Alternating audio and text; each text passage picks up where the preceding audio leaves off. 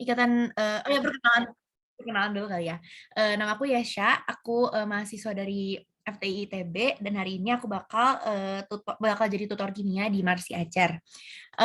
Pembahasan hari ini itu tentang ikatan kimia. Ikatan kimia itu yang misalkan kalian temuin suatu senyawa itu binding agentnya atau yang mengikatnya itu disebut dengan konsep ikatan kimia gitu.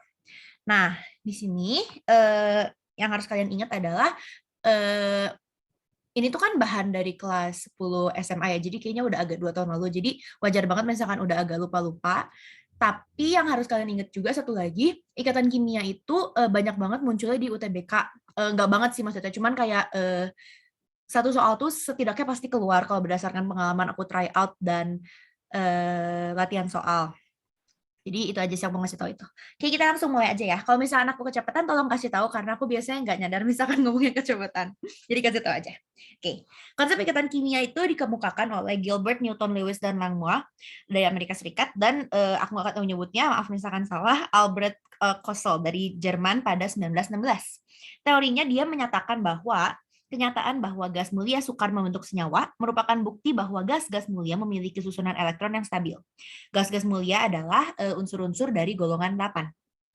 Terus katanya di sini setiap atom memiliki kecenderungan untuk mempunyai susunan elektron yang stabil seperti gas mulia dengan cara melepaskan elektron, menerima elektron, atau menggunakan pasangan elektron secara bersama-sama.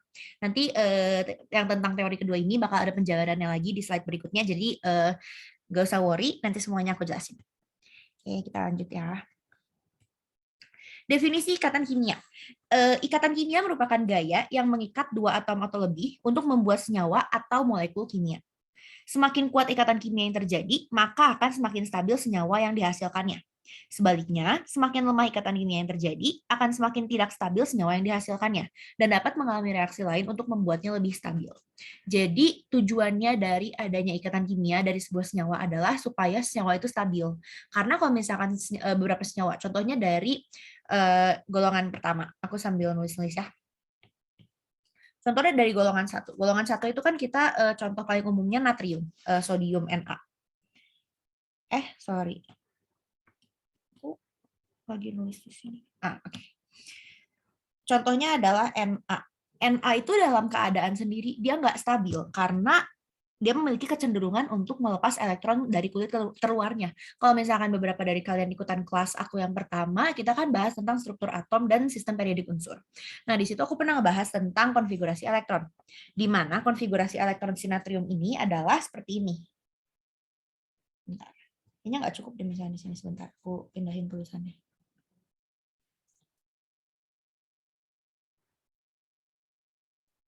Karena Na itu memiliki nomor atom sebesar 11, protonnya 11, dan dia nggak bermuatan, maka dari itu elektronnya berjumlah 11 juga.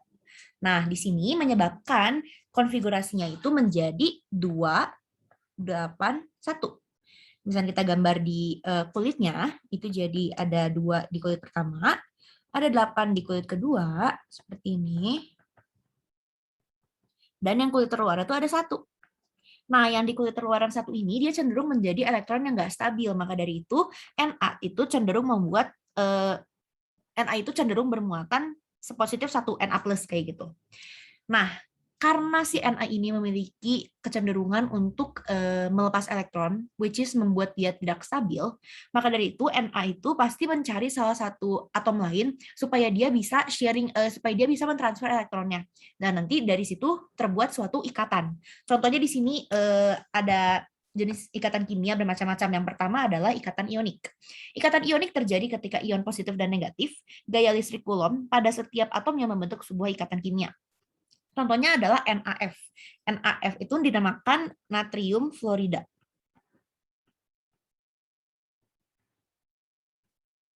Nah, kenapa bisa terbentuk ikatan NaF? Karena konsepnya, kayak yang tadi aku udah jelasin, Na itu cenderung melepas elektron terluarnya. Maka Na itu bermuatan positif 1. Sedangkan fluorin itu kan dari golongan 7. Golongan 7 itu artinya elektron valensinya 7. Kalau misalkan fluorin punya proton sebesar 9 dan elektronnya juga sebesar 9 karena dia belum bermuatan, maka dari itu konfigurasi elektronnya bakal menjadi seperti ini. 9 itu berarti konfigurasinya 2, 7 ya. Di kulit pertama itu 2, dan di kulit yang luarnya ada 7. 1, 2, 3, 4, 5, 6, 7. Nah, karena elektron itu bukan biasanya, secara alamiah dia berpasangan, dia nggak bisa stabil kalau misalkan dia cuma sendiri kayak yang di sini. Nah, maka dari itu, dia pasti membutuhkan satu elektron lagi supaya dia stabil. Nah, dari mana elektronnya? Dari yang natrium yang tadi udah dilepasin, yang dari sini. Nah, aku lingkarin itu. Nah, dari situ, dari elektronnya dari natrium, semacam ditransferkan ke fluorin, jadi dia memiliki tambahan elektron di sebelah sini, dan sebuah ikatan ionik terbentuk, namanya adalah NaF. Ini berlaku juga dengan atom-atom yang lainnya, misalkan dalam golongan 7 ada atom Cl, NaCl. Ini umum banget ya senyawanya, garam dapur atau natrium klorida. Contoh lainnya kalau misalkan dari golongan 1 yaitu Li, lithium.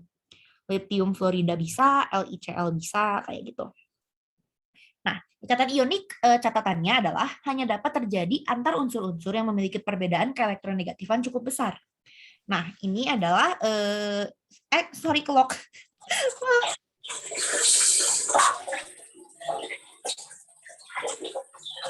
Sharing lagi ya.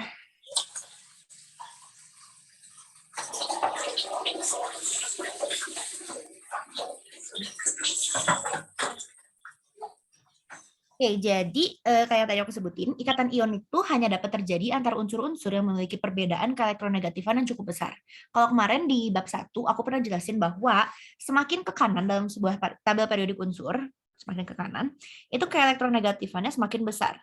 Keelektronegatifannya semakin besar. Bertambah gitu ya. Nah, inilah sebabnya kenapa ikatan ionik itu cuma dapat terjadi antara golongan logam, unsur pada golongan logam dan golongan non-logam. Karena kalau misalnya golongannya non-logam dan non-logam, itu pertama, dia keelektronegatifannya perbedaannya nggak begitu besar. Yang kedua, karena unsur-unsur dari golongan non-logam itu cenderung lebih menarik elektron dibandingkan melepaskan elektron. Jadi golongan logam di sini dia lebih cenderung melepaskan elektron, sedangkan golongan non-logam lebih cenderung menarik elektron. Maka dari itu, antara golongan logam dan non-logam, dia cenderung membuat ikatan yang bernama ikatan ionik, kayak gitu. Nah, alasan dari yang catatan ini yang di bawah itu karena misalkan aku ambil contoh golongan 1 di sini dan golongan 7 hampir di ujung ya. Ini kan selisihnya besar banget ya dari antara golongan 1 dan golongan 7. Itu menyebabkan unsur-unsur pada golongan 1 dan golongan 7 memiliki perbedaan elektronegatifan yang cukup besar kayak yang disebutin di catatannya itu. Makanya unsur-unsur dari golongan 1 dan golongan 7 cenderung membuat ikatannya yang bernama ikatan ionik. Kayak gitu. Ada yang mau ditanyain sebelum aku lanjut ke ikatan selanjutnya? Kalau yang mau nanya langsung on mic aja.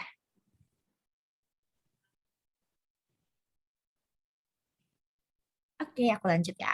Kalau ada pertanyaan langsung aja, nggak usah sungkan, langsung on mic. Ya, aku lanjut. Sekarang ada yang bingung di konfigurasi elektron. Oke, aku jelasin lagi ya berarti tentang konfigurasi elektron sebentar. Nah, konfigurasi elektron itu susunan elektron pada suatu unsur. Jadi aku punya di kulitnya begitu Kak. Kenapa harus 27 DLL? Oke. Jadi bukan kemarin sih tepatnya, sebulan yang lalu. Aku pernah ngajarin, misalnya kalian mau lihat video yang lengkapnya ada di YouTube Marsi Ajar, itu tentang struktur atom dan SPU, sistem periodik unsur. Ya aku jelasin lagi singkat di sini ya, karena ikatan kimia itu susah banget kalau misalkan kalian nggak memahami konfigurasi elektron, karena basic konsepnya adalah si konfigurasi elektron itu. Oke, jadi ada satu, astaga kelok lagi, maaf. Aku tangannya meleset terus. Maaf ya teman-teman.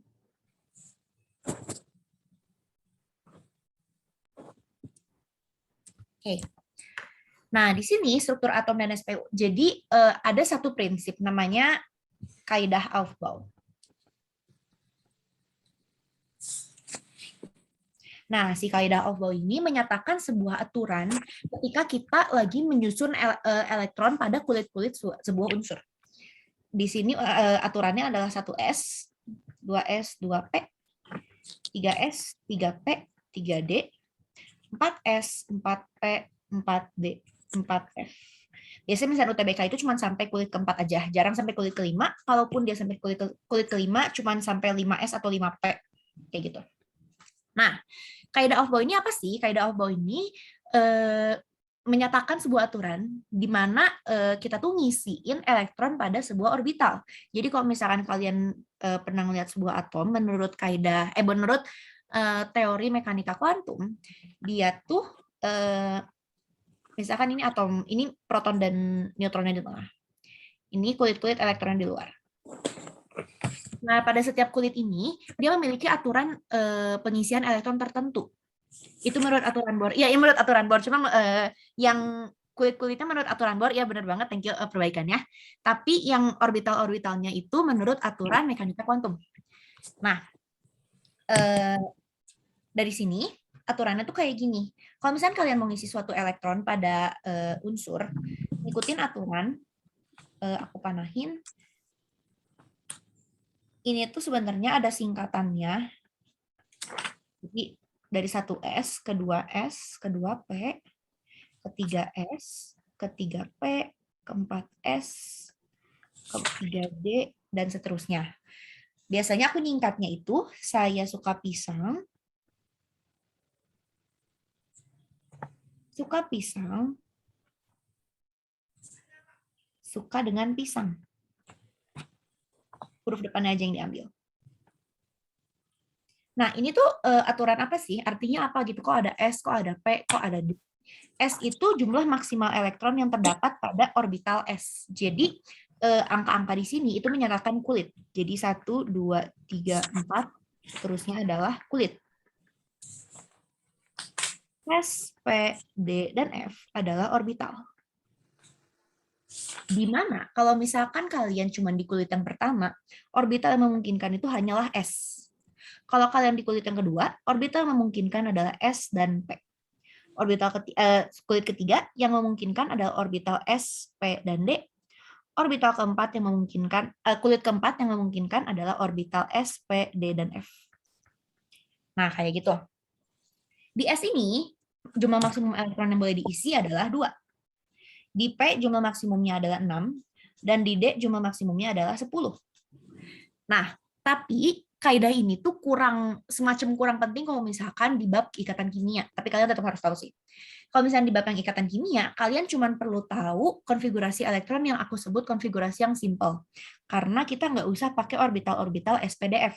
Kita cuma perlu tahu bahwa di kulit pertama itu maksimalnya 2 elektron. Di kulit kedua itu maksimumnya 8 elektron. Di kulit ketiga maksimumnya 18 elektron. Dan seterusnya. Aku hapus dulu yang ini ya.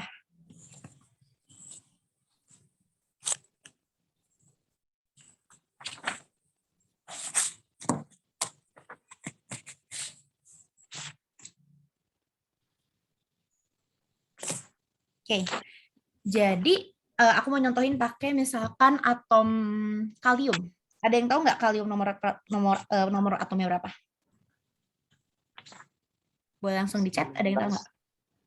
Sorry, berapa? Ya, benar banget, 19. Thank you. 19. Nah, karena si kalium ini aku nggak nulisin bilangan oksidasi plus maupun minus, maka dari itu jumlah protonnya sama dengan jumlah elektronnya. Maka dari itu jumlah elektronnya sama-sama 19. Nah, cara bikin konfigurasinya kayak gimana? Kita isi dulu di kulit pertama. Di kulit pertama kita elektronnya berarti masih cukup 2 ya, karena kita masih punya cadangan elektron 19. Karena udah diisi 2, di kulit kedua kita isilah 8. Sehingga kita punya sisa elektron 19 dikurang 10, kita punya sisa elektron 9 ya. Tapi di sini meskipun di kulit ketiga jumlah maksimum elektronnya adalah 18, kalian nggak boleh naruh di kulit ketiga itu 9 elektron. Kenapa? Karena ada aturan selain dari aturan jumlah maksimum pada setiap kulit elektron. Aturannya kayak gini, kalau misalkan elektron sisanya dalam kasus ini 9, itu nggak sampai 18, maka aturan di kulit tersebut itu mengikuti aturan di kulit sebelumnya. Jadi di sini, yang di kulit ketiga, kita isi lagi 8. Sehingga sisanya adalah 1. Di kulit keempat. Nah, si konfigurasi elektron itu artinya apa sih? Kulit keempat itu menyatakan periode. Di mana artinya kalium itu berada di periode 4 pada sistem periodik unsur. Nah, jumlah elektron yang terdapat pada kulit terakhir, dalam kasus ini 1, ini adalah elektron valensi disebutnya.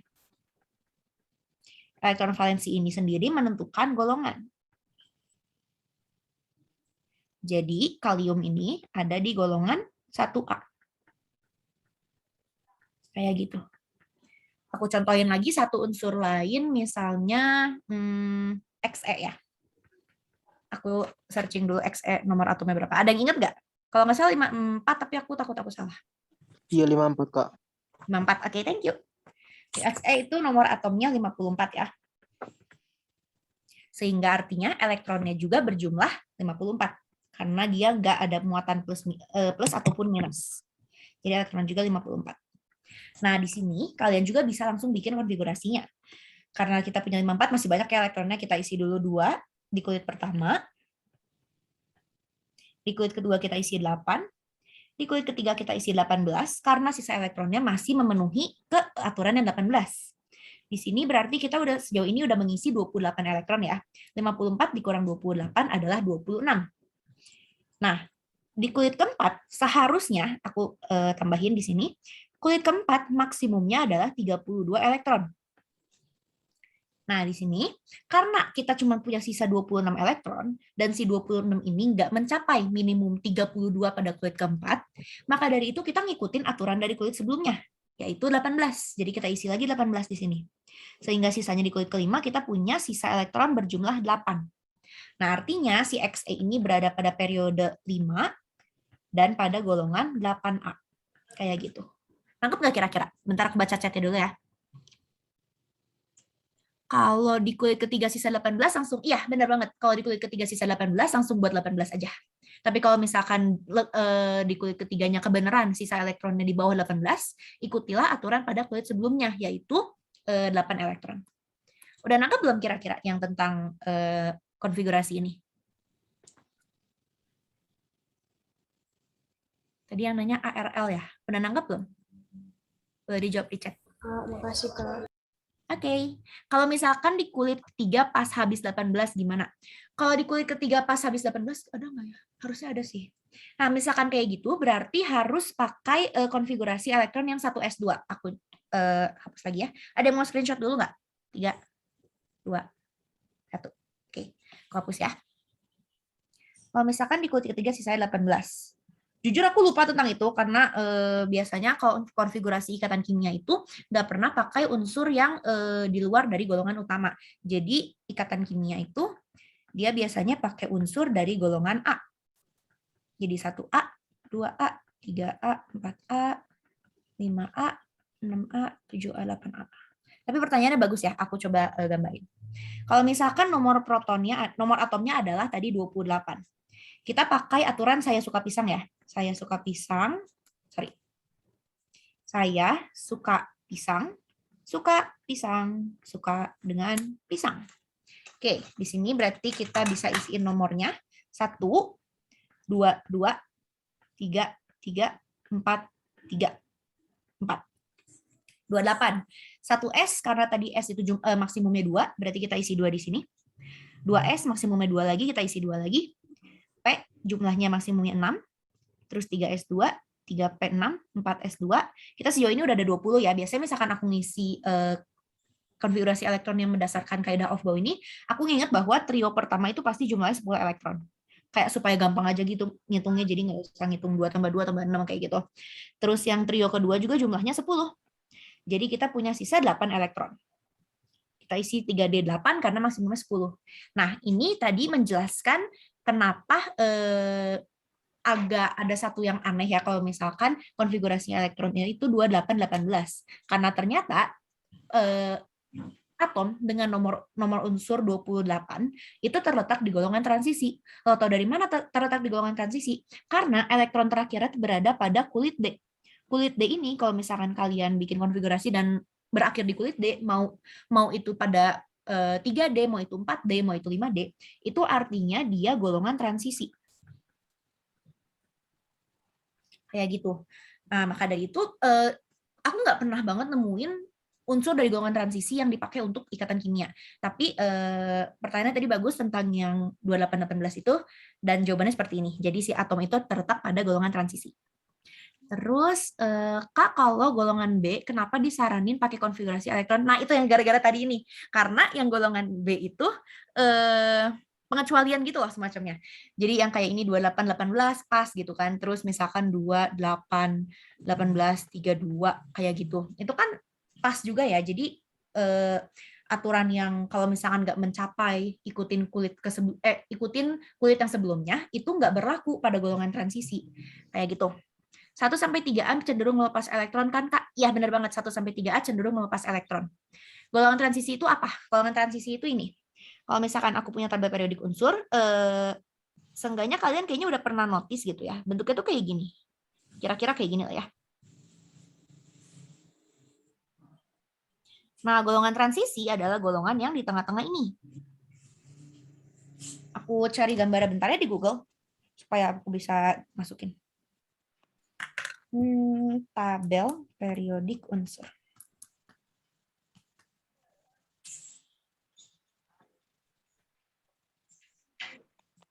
Nah, ini.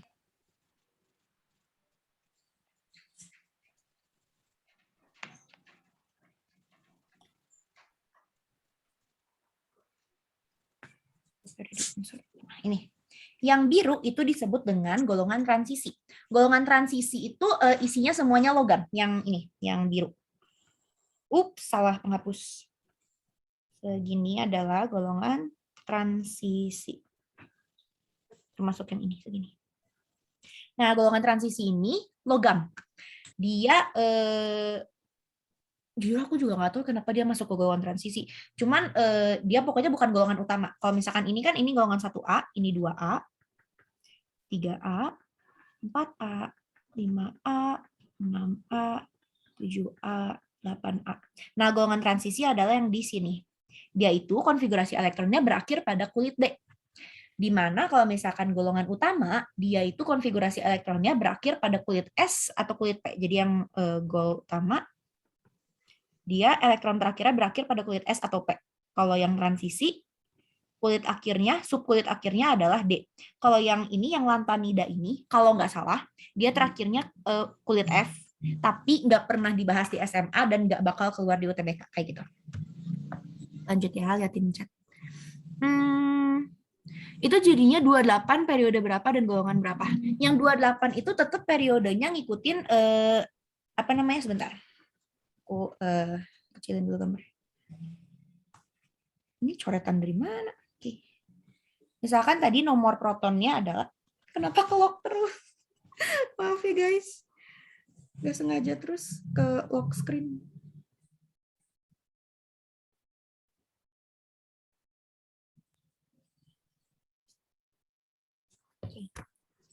Nah, yang 28 itu kan misalkan kalian mau gampangnya mah gitu ya, lihat dari tabel periodik unsur. 28 kan di sini.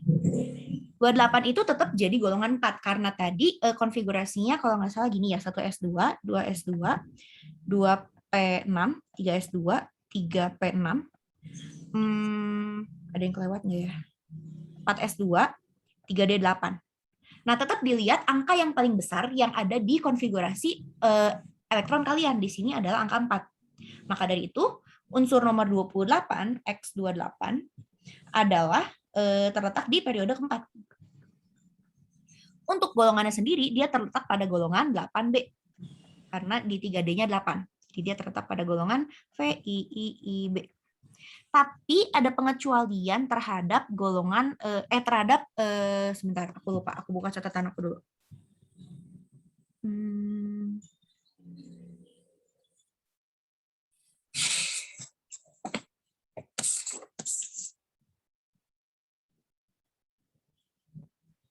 Mana ya, aku lupa sebentar. Hilang. Nanti aku perbaikin lagi yang tentang penjelasan ini di akhir ya. Karena ada pengecualian kalau misalnya pada golongan B. Tapi untuk kasus ini, dia terletak pada golongan 8B, VIIB di sini. Oke, lanjut.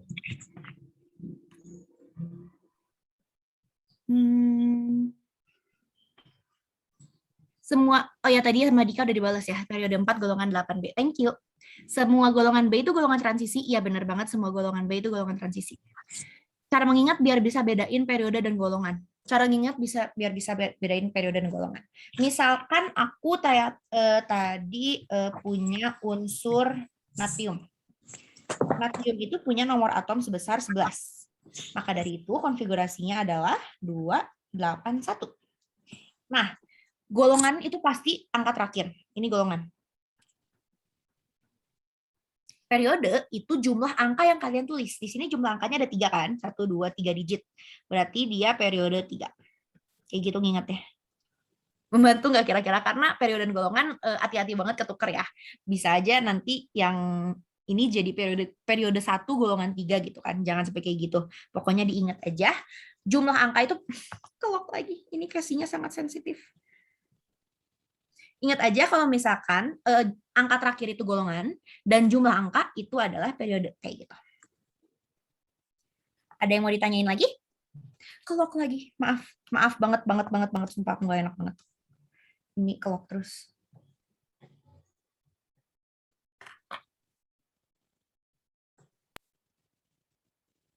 Oke, ada yang mau ditanyain lagi nggak tentang ini? Sebelum aku lanjut. Oke, aku lanjut ya. Nah, sekarang kita masuk ke jenis ikatan berikutnya, yaitu ikatan kovalen. Ikatan kovalen terjadi ketika ada pemakaian elektron ikatan secara bersama. Ketika ikatan kovalen terjadi, maka kedua atom yang berikatan tersebut akan tertarik pada pasangan elektron yang sama. Ciri-cirinya adalah ini ciri-ciri kurang penting karena apa ya? Tergantung si senyawanya, ciri-cirinya. Oke, aku mau nambahin keterangan kalau ikatan kovalen itu terjadi pada unsur non-logam dengan non-logam. Kalau tadi kan ionik yang logam bareng non-logam ya. Kalau ini non-logam bareng non-logam. Nah, contohnya aku mau ambil apa ya? SO2 atau CO2 deh yang paling umum. CO2, karbon dioksida. Nah, ini makanya tadi aku jelasin tentang elektron valensi itu karena penting banget di ikatan kovalen. Jadi misalkan ikatan kovalen, yang kalian harus pentingin adalah elektron valensinya. Jadi sebenarnya misalkan buat yang tentang ini, kalian menghafal unsur-unsur yang ada di setiap golongan juga nggak apa-apa banget. Karena angka golongan itu kan menunjukkan elektron valensi ya. Jadi misalkan C itu dia di golongan 4A, IVA ya, IVA, dia artinya elektron valensinya 4. Terus kalau misalkan O, dia ada di golongan 6A. Artinya elektron valensinya 6. Nah, elektron valensi inilah yang bakal jadi modal kita untuk membuat sebuah gambaran ikatan kovalen. Ada yang masih belum bisa ini nggak? Biasanya dulu itu kalau misalnya ngafalin unsur di sebuah golongan, itu ada singkatannya. Ada yang masih belum tahu singkatannya nggak? Kalau ada yang belum tahu, coba chat. Misalkan belum tahu, aku kasih singkatannya soalnya. Taunya golongan 1A doang. Oke. Aku kasih singkatan ya. Jadi kalau misalkan ngomongin suatu unsur dalam golongan, yang 1A ini singkatannya halina, Ruby, halina kawin dulu, halina kawin, Ruby CS frustasi. Jadi kayak dibikin cerita gitu lah ya. Halinanya itu H, L-I-N-A, kawinnya itu K, Ruby-nya RB, CS-nya CS, cesium, frustasinya FR, francium. Lanjut ke golongan 2A, dia besok minggu cari sisir bawah rambut.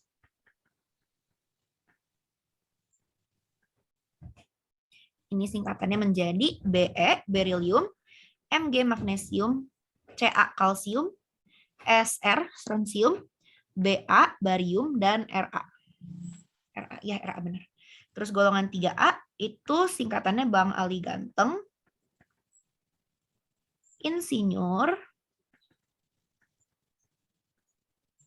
teknik lingkungan. Kalau kalian tahu teknik lingkungan itu disingkat jadi tekling. Nah, ini singkatannya itu Bang Ali B, Al boron aluminium, gantengnya Ga, insinyurnya IN, teknik lingkungannya adalah TL. Untuk golongan 4A, singkatannya cewek Singapura genit,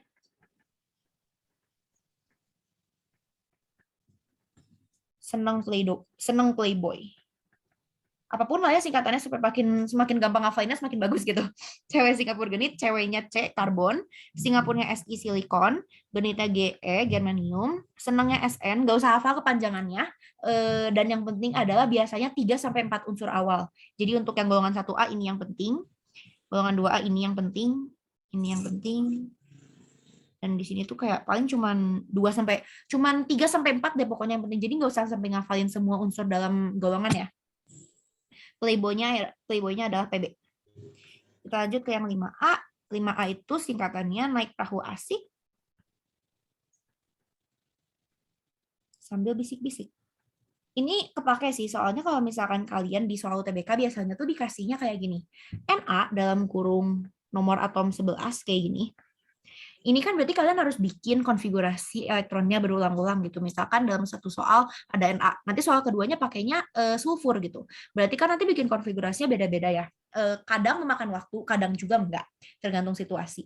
Tapi kalau ada baiknya juga hafal setiap unsur yang ada di golongan kayak gitu. Naik perahu asik sambil bisik-bisik itu singkatannya adalah N, nitrogen. Ups, penghapus. N nitrogen, perahunya adalah P fosforus, asiknya adalah arsenik AS. Ini golongan 5 kan benar? Ya benar. Sambilnya SB, bisik-bisiknya BI. Bismus. 6A. Singkatannya adalah orang salah selalu tertangkap polisi. Ini ada singkatan yang lebih gampang juga, OSETEPO. Jadi yang golongan 6A bisa langsung dibaca aja dari unsurnya OSETEPO. Ada yang mau screenshot dulu? Aku mau hapus yang 1A dan 2A, soalnya nggak cukup. 3, 2, 1. Oke. Udah ya? Aku hapus yang 1 dan 2.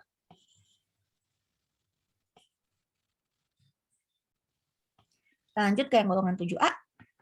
7A itu sebenarnya singkatannya paling relevan untuk orang Bandung. Maaf kalau misalnya ada yang di luar Bandung di sini, pasti ada sih. Tapi di Bandung tuh ada satu mall namanya FCL. Nah, kita nyebutnya FCL baru hilang atap.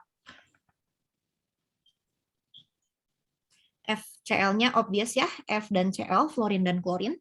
Barunya Br, bromin, hilangnya I, iodin, dan atapnya adalah At, astatin. Oke, kita lanjut ke golongan 8A. Heboh negara Arab karena serangan radon. Serangannya pakai XE ya supaya ingat.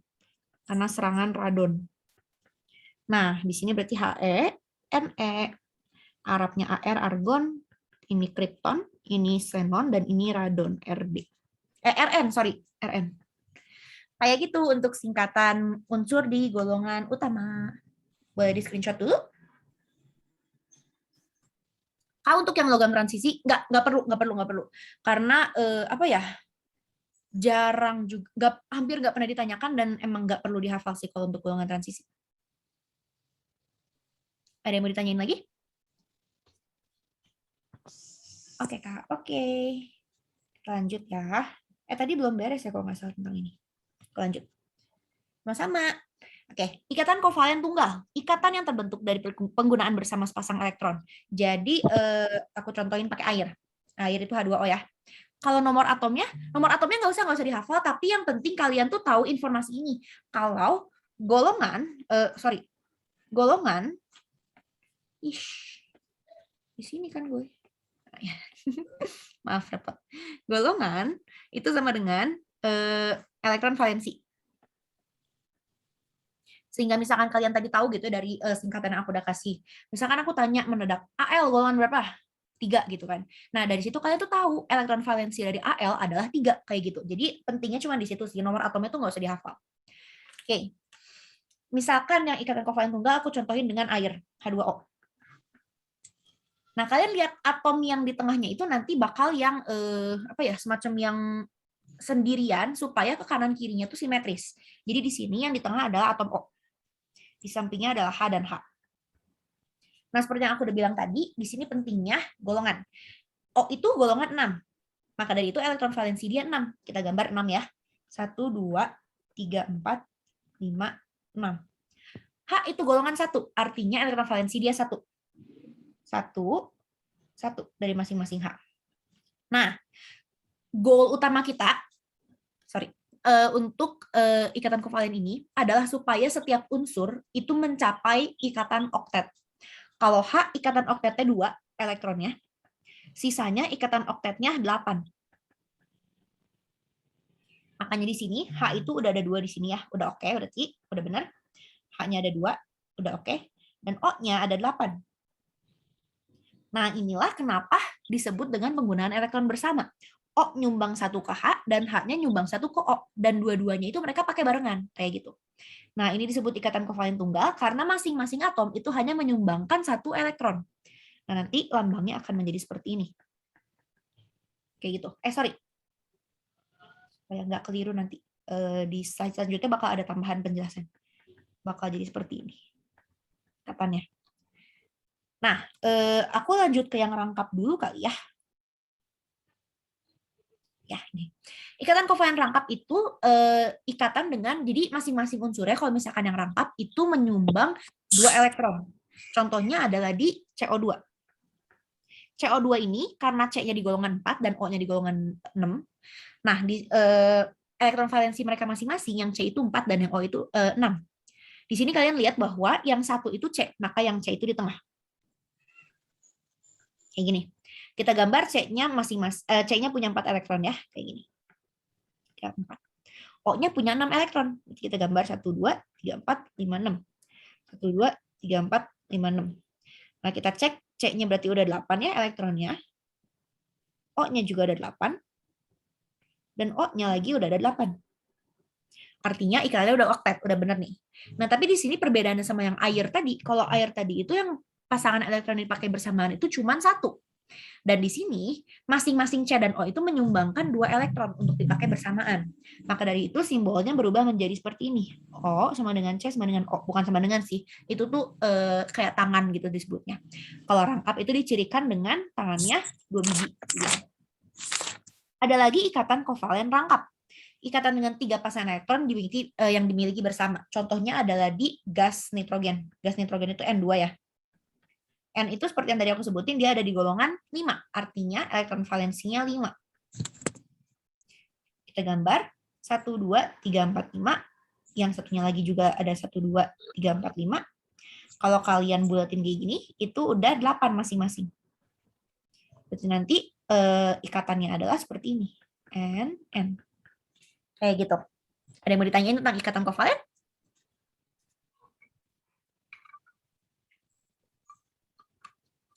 Ya, oktet harus 8.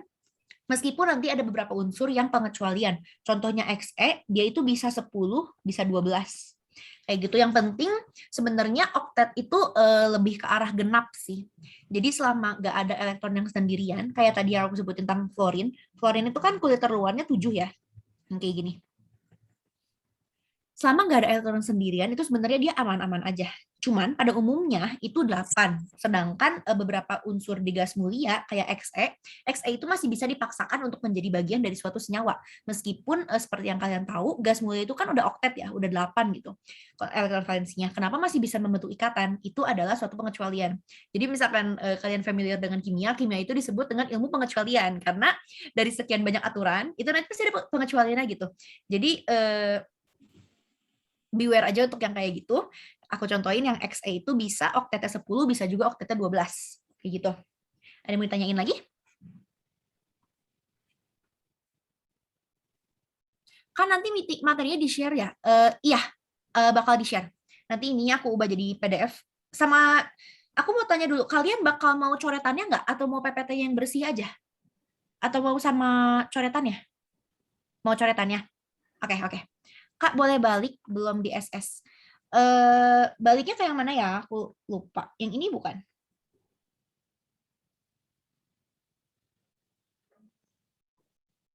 Tapi intinya nanti aku share deh PPT-nya sama coret-coretannya semuanya. Kalau misalnya elektronnya lebih dari 8, itu termasuk penyimpangan oktet. Iya, bener banget, penyimpangan oktet. Jadi contohnya kayak XE, dia bisa 10 ataupun 12, kayak gitu. Kak, ke kovalen yang pertama. Oke. Kovalen yang pertama yang ini ya. Bukan ini. Ini. Nanti aku share kok, tenang aja.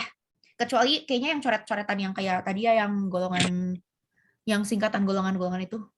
Tapi kalau misalnya mau juga nggak apa-apa sih, aku ubah jadi PDF semuanya. Oke, aku lanjut ke yang ikatan kovalen koordinasi. Ini. Jadi, ya oke, share semua aja. Sip. Jadi selain ikatan kovalen tunggal, rangkap, dan rangkap 3, itu dia ada satu lagi namanya ikatan kovalen koordinasi. Ikatan yang terbentuk dari pemakaian pasangan elektron bersama yang berasal dari salah satu atom memiliki pasangan elektron bebas. File bahannya ajarnya, oke, itu dari Mas Ajar. Nah, ini tuh ikatan kovalen koordinasi adalah berbeda dengan yang kovalen rangkap tadi, dia instead of setiap atom menyumbang satu elektron atau 2 elektron atau 3 elektron, koordinasi ini satu elektron cuma numpang doang. Jadi contohnya ada di unsur senyawa SO3. SO3 dua-duanya di golongan 6 ya. S di golongan 6, VIA, O-nya juga di golongan 6. Nah, di sini atom pusatnya berarti pasti S ya, karena dia sendirian. Di sampingnya ada O. Nah, kita gambar konfigurasinya. Berarti ini 1, 2, 3, 4, 5, 6. Nah, yang O-nya 1, 2. Bentar. Yang O-nya itu akan jadi, sebentar, aku agak sedikit lupa. Oke. Yang O-nya tuh bakal jadi seperti ini. 6-nya tuh di sekitarnya kayak gini. Terus yang ini juga seperti itu. Tapi yang di bawah sini itu bakal jadi rangkap. Kalau kalian cek, ini masing-masing udah punya 8 elektron semua. O yang di kanan punya 8, S punya 8, O yang di kiri punya 8, dan O yang di bawah juga punya 8. Bedanya adalah penggunaan elektronnya itu sendiri. Kalau misalkan yang O di kanan kiri, itu jadinya kovalen koordinasi kayak gini arahnya. Gambarannya itu jadi panah. Kenapa? Karena si O tuh nggak nyumbang elektron di bagian sini. Nggak kayak O yang di bawah, dia kan menyumbang elektron nih di sini. O yang di samping tuh nggak menyumbang elektron, dia cuma menumpang ke elektron yang dimiliki oleh S. Maka dari itu dia dijadiin ikatan kovalen koordinasi. Ini di bawahnya O kayak gini, karena dia rangkap. Nangkep nggak kira-kira, ada yang mau ditanyain? Kak, bisa diulang nggak, Kak? Kurang ngerti, Kak. Oke, boleh. Jadi gini, kovalen koordinasi itu nggak seperti yang tadi udah dijelasin. Contohnya yang CO2. CO2 ini kan si C elektronnya yang bentuk silang ini di kanan, dia menyumbang, dan yang O-nya juga menyumbang.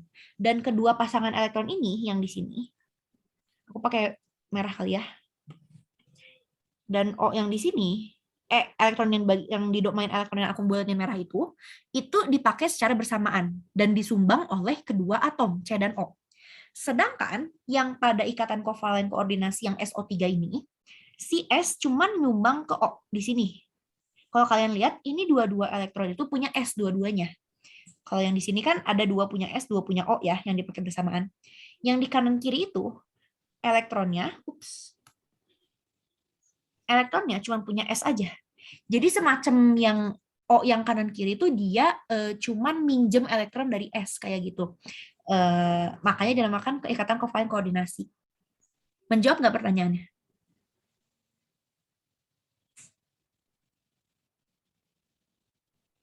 Kenapa nggak ditaruh di sebelah S aja? Apanya yang nggak ditaruh di sebelah S aja?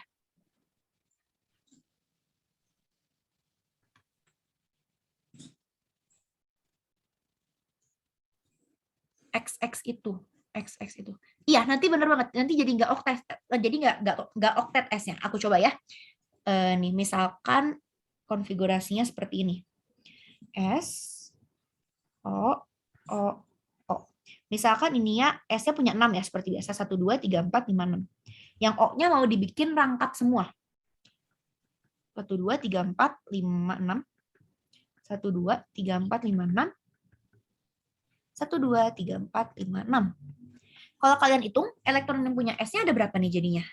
Jadi ada 1, 2, 3, 4, 5, 6, 7, 8, 9, 10, 11, 12 gitu kan yang punya S-nya. Nah ini nggak oktet. Beda sama yang tadi yang aku sebutin tentang XE. Aturan tidak oktet dan oktet itu bergantung dengan unsurnya. Kalau tadi yang XE itu khusus pada unsur XE aja, dia boleh oktetnya 10 atau 12. Sedangkan pada unsur-unsur lainnya itu cenderung 8 gitu oktetnya. Dan di X ini juga dia oktetnya bakal jadi 8 kayak gitu. Makanya ini ikatannya bukan rangkap. Ada yang mau ditanyain lagi?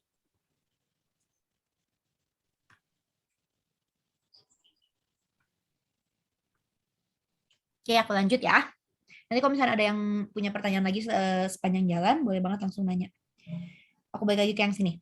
Ikatan logam. Atom logam memiliki elektron valensi yang relatif kosong karena jumlah atomnya sedikit. Sehingga ada perbedaan elektron antara satu atom ke atom yang lain. Kemungkinan untuk berpindah tersebut sangat besar, sehingga elektron valensinya berbaur hingga menyerupai awan elektron yang membungkus ion positif di dalam atom. Jadi ikatan logam itu sebenarnya ikatan antar logam aja sih dan nggak pernah dibahas karena ikatan logam ini cuma teori aja. Jadi yang kalian cuma pelajari cuma tinggal si definisinya aja.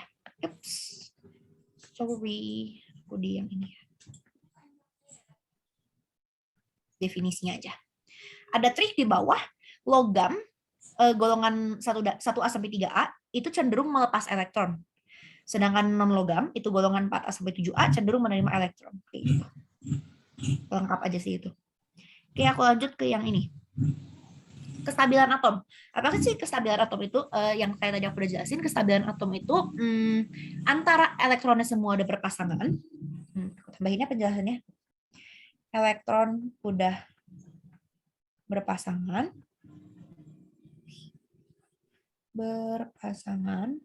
Atau udah oktet. Oktet itu 8 ya. Nah, di sini ada kayak keterangan tambahan aja sih. Unsur He itu 2 konfigurasinya. 2 itu stabil karena dia kan di kulit pertama doang ya. Dia cuma punya 2 elektron dan di kulit pertama maksimumnya 2 elektron. Maka dari itu helium stabil. Di unsur-unsur lainnya di golongan 8 juga dia semuanya stabil karena elektron valensinya 8. Kalau kalian bisa lihat di sini kayak gitu. Terus ada tabel lagi di sebelahnya itu kecenderungan menarik atau melepaskan elektron aja sih. Kalau misalnya golongan A itu cenderung melepaskan 1 elektron, golongan 2A cenderung melepaskan 2 elektron, golongan 3 cenderung melepaskan 3 elektron, dan seterusnya. Kalau melepaskan itu biasanya dia tandanya positif karena kekurangan elektron. Kalau menerima itu biasanya, bukan biasanya, kalau menerima itu tanda oksidasinya adalah negatif karena dia kelebihan elektron kayak gitu. Oke, aku lanjut. Senyawa polar dan nonpolar. Senyawa polar, aku mau bikin tabel sendiri lagi karena ini kan aku beberapa bahannya ambil dari Google gitu, jadi ada beberapa yang kurang sesuai. Bentar ya, aku hapus. Ups, salah lagi.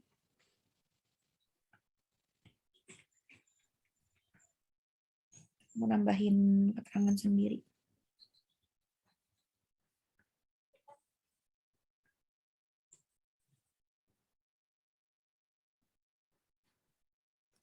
Cuma sampai Rn. Apanya?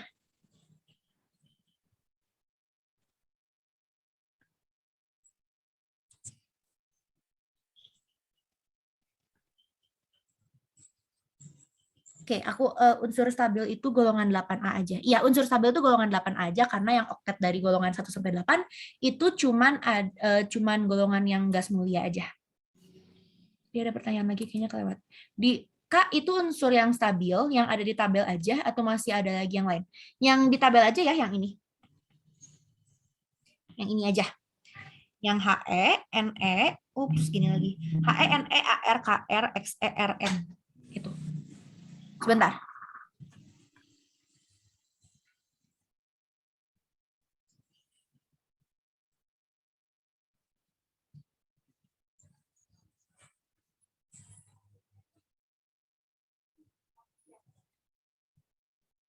Ada di Kenapa 2HE stabil padahal E-nya 2?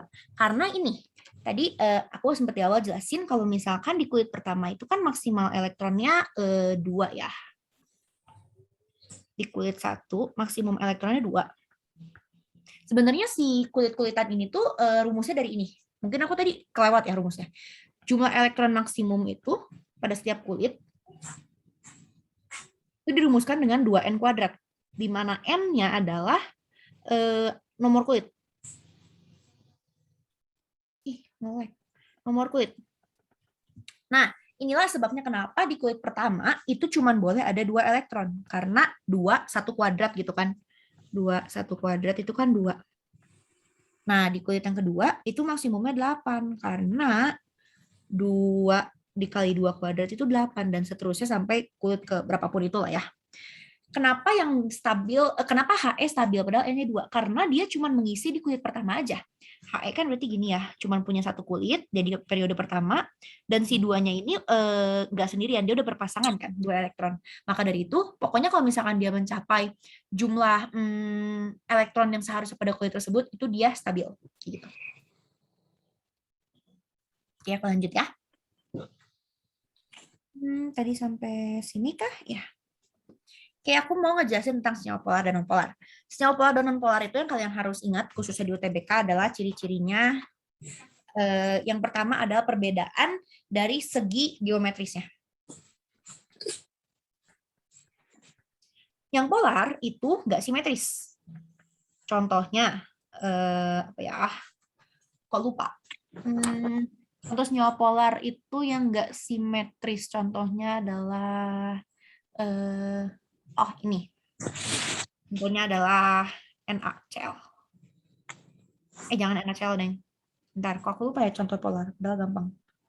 Contoh polar adalah ini deh. Air. Air itu pengecualian ya sebenarnya. Nanti air di perbedaan selanjutnya. Aku selesaiin tabelnya dulu deh. Yang non polar itu simetris. Yang perbedaan dari segi elektron bebas. Yang polar itu ada elektron bebasnya, yang polar itu nggak ada elektron bebasnya. Ada lagi nggak ciri-ciri yang penting? Kayaknya perbedaan atom. Di polar itu berbeda, di non-polar itu sama.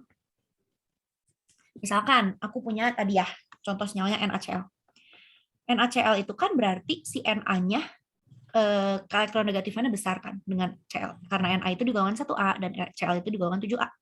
Maka perbedaan elektronegatifannya cukup besar. Maka dari itu, bukan ukuran atau gimana ya, jadi ikatannya itu jadi kayak gede gitu loh ke Cl-nya. Aku nggak bisa jelasin, cuman intinya kalau misalkan meskipun NaCl itu terlihatnya simetris ya, karena cuma 2 atom kanan kiri gitu. Tapi kalau misalkan atomnya berbeda, dia itu nggak simetris. Beda lagi dengan nitrogen. Nitrogen tadi aku sempat gambar kayak gini. Dia atomnya sama, artinya dia nonpolar karena dia atomnya sama dan dia simetris. Terus aku mau nyontohin tentang yang elektron bebas. Contohnya adalah di air. HOH. Ini adalah tadi kita udah bikin elektron ikatan elektronnya, yaitu yang seperti ini 1 2 3 4 5 6 dan yang hanya masing-masing 1. Kalau misalnya kalian lihat ini kan berarti si H2O ini ikatannya HOH. Ini ke atas ada elektron bebas dan ke bawahnya ada elektron bebas. Nah, kalau ada elektron bebas artinya dia polar. Maka dari itu air adalah polar. Itulah alasan kenapa minyak dan air itu nggak bisa nyatu. Karena air itu sifatnya polar, sedangkan minyak itu sifatnya non-polar. Kayak gitu. Aku nyontohin satu lagi deh. Misalkan CH4, metana. CH4 itu kan berarti C, H-nya di sekitarnya ya. C itu kan pada golongan 4, artinya dia punya 4 elektron valensi. Seperti ini. Dan yang H-nya itu masing-masing punya 1. Udah oktet ya. Gitu. Nah, ini senyawa CH4 ini nonpolar karena dia simetris. Ke atas ada, ke bawah ada. Pokoknya simetris lah gitu, kayak tanda plus gitu kan. Ada yang mau ditanyain tentang senyawa polar dan nonpolar? Contoh-contoh lainnya ada di sini juga. Yang polar ada alkohol, HCl, bla bla bla. Ada yang mau ditanyain? Kak, PEB dan PI ada nanti slide-nya. Mungkin aku loncat ke PEB, PII dulu kali ya. Nah, ini. Oke. Kita dari tadi dari yang polar dan non polar. Elektron bebas itu gimana? Elektron bebas itu yang nggak berikatan. Kayak contohnya yang tadi yang H2O itu. Ini kan yang elektron di sebelah sini. Aku pakai merah. Di sebelah sini dia kan berikatan. Yang di sebelah sini dia kan berikatan. Dan yang di sini. Sedangkan yang di atas ini yang aku kotakin, itu dia nggak berikatan dengan unsur apapun. Beda halnya dengan konfigurasi yang S tadi. Konfigurasi yang S tuh di slide ini ya. Nah ya, berbeda dengan S, yang kalian tinjau, ingat ya, yang kalian tinjau, elektron bebas itu dari atom pusatnya. Dari atom pusatnya. Jangan dari atom yang di sekelilingnya. Di sini atom pusatnya S ya.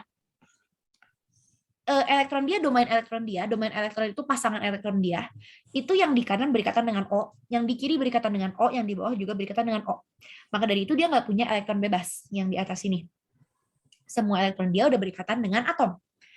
Maka dari itu SO3 tuh non-polar, kayak gitu.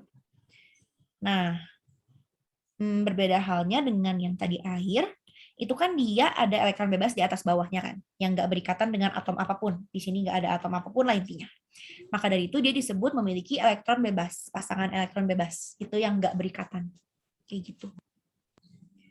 Ini ada contohnya tentang rumus. Kalau misalnya kalian merasa kesusahan gambar, aku dari dulu kebiasaan gambar, tapi ternyata pakai rumus juga membantu banget gitu.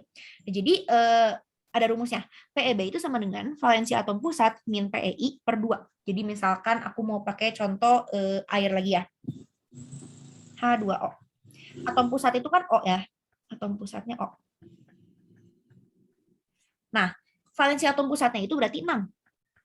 Berarti rumus PEB-nya adalah 6 min PEI. PEI itu pasangan elektron berikatan. Kalau H2O kan pasangan ikatannya tunggal ya. HOH itu tunggal. Kayak gini. Maka dari itu, pasangan elektron ikatannya ada 2. Karena dia ada 2 pasang gitu kan. Yang ini dan yang ini. Maka dari itu 6 dikurang 2 per 2. Pasangan elektron bebasnya artinya ada 4 dibagi 2 sama dengan 2. Benar dong, karena tadi yang kita udah gambar. Ulang ya. Karena misalnya kita bisa lihat, pasangan elektron bebasnya yang aku kotakin ini, itu ada 2 pasang. Pasangan atas dan pasangan di bawah, kayak gitu. Nah, si perhitungan PEB dan PEI ini penting untuk dimengerti karena nanti berhubungan dengan geometri molekul. Geometri molekul itu apa sih? Geometri molekul itu bentuk molekul. Jadi misalkan H2O. H2O itu kan ikatannya sebenarnya kalau misalkan kalian lihat secara apa ya, kayak garis tinjau bener-bener. H2O itu kan kayak gini ikatannya. Tapi sebenarnya ini salah karena H2O ini memiliki sebuah 2 pasangan elektron bebas. Jadi misalkan kalian gambar dengan lengkap itu harusnya kayak gini. Nah, ikatan yang memiliki pasangan elektron bebas dan pasangan elektron berikatan memiliki notasi seperti ini. Yang ini, A, X, N, E, M. Maksudnya adalah A-nya atom pusat, XN itu jumlah PEI, EM adalah jumlah PEB. Jadi ini tuh A, X2, karena jumlah elektron berikatannya adalah 2, E2. Kayak gitu. Nah, ini adalah notasi dari air. Nah, ngefeknya kemana? Ngefeknya ke ini. Berarti kalau misalnya kalian lihat, ini tuh jumlah pasangan elektronnya ada 4. Gini. Berarti otomatis seharusnya dia itu masuk ke bentuk yang tetrahedral. Tetrahedral itu bentuk dari molekul CH4. Kayak gini. Aku cari bentuk 3D-nya supaya kebayang. Bentuk molekul tetrahedral. Ini. Nah, ini adalah bentuk molekul tetrahedral. Aku cukup deh, cukup. Sini ya.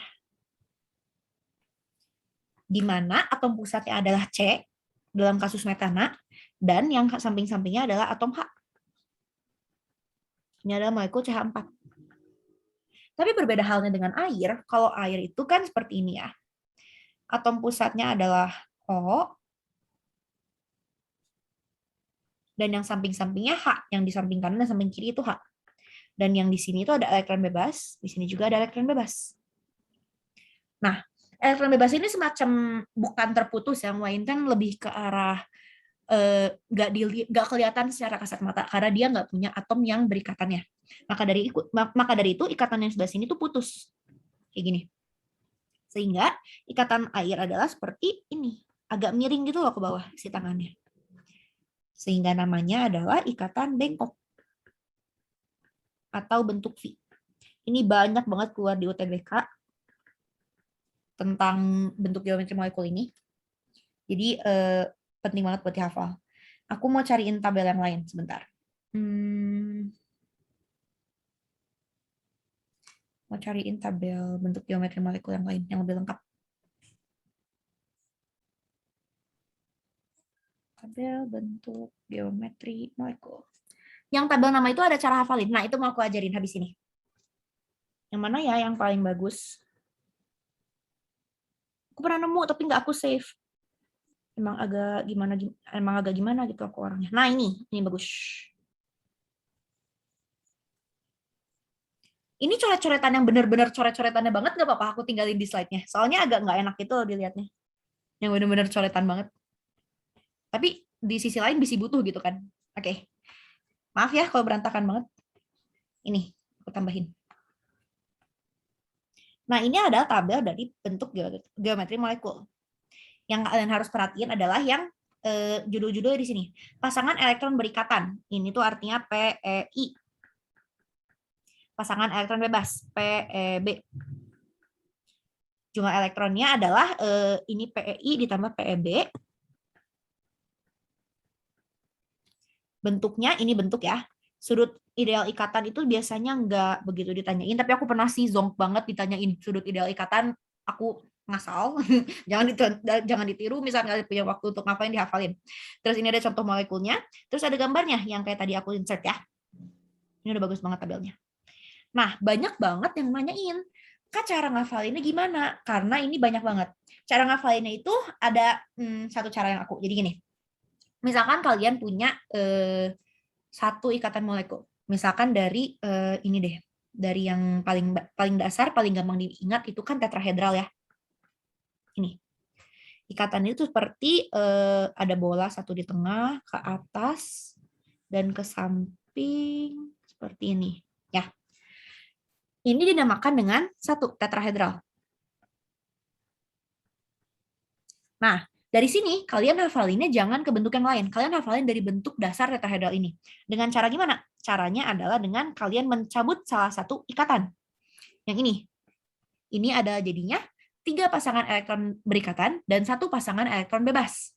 Ini dinamakan dengan segitiga planar.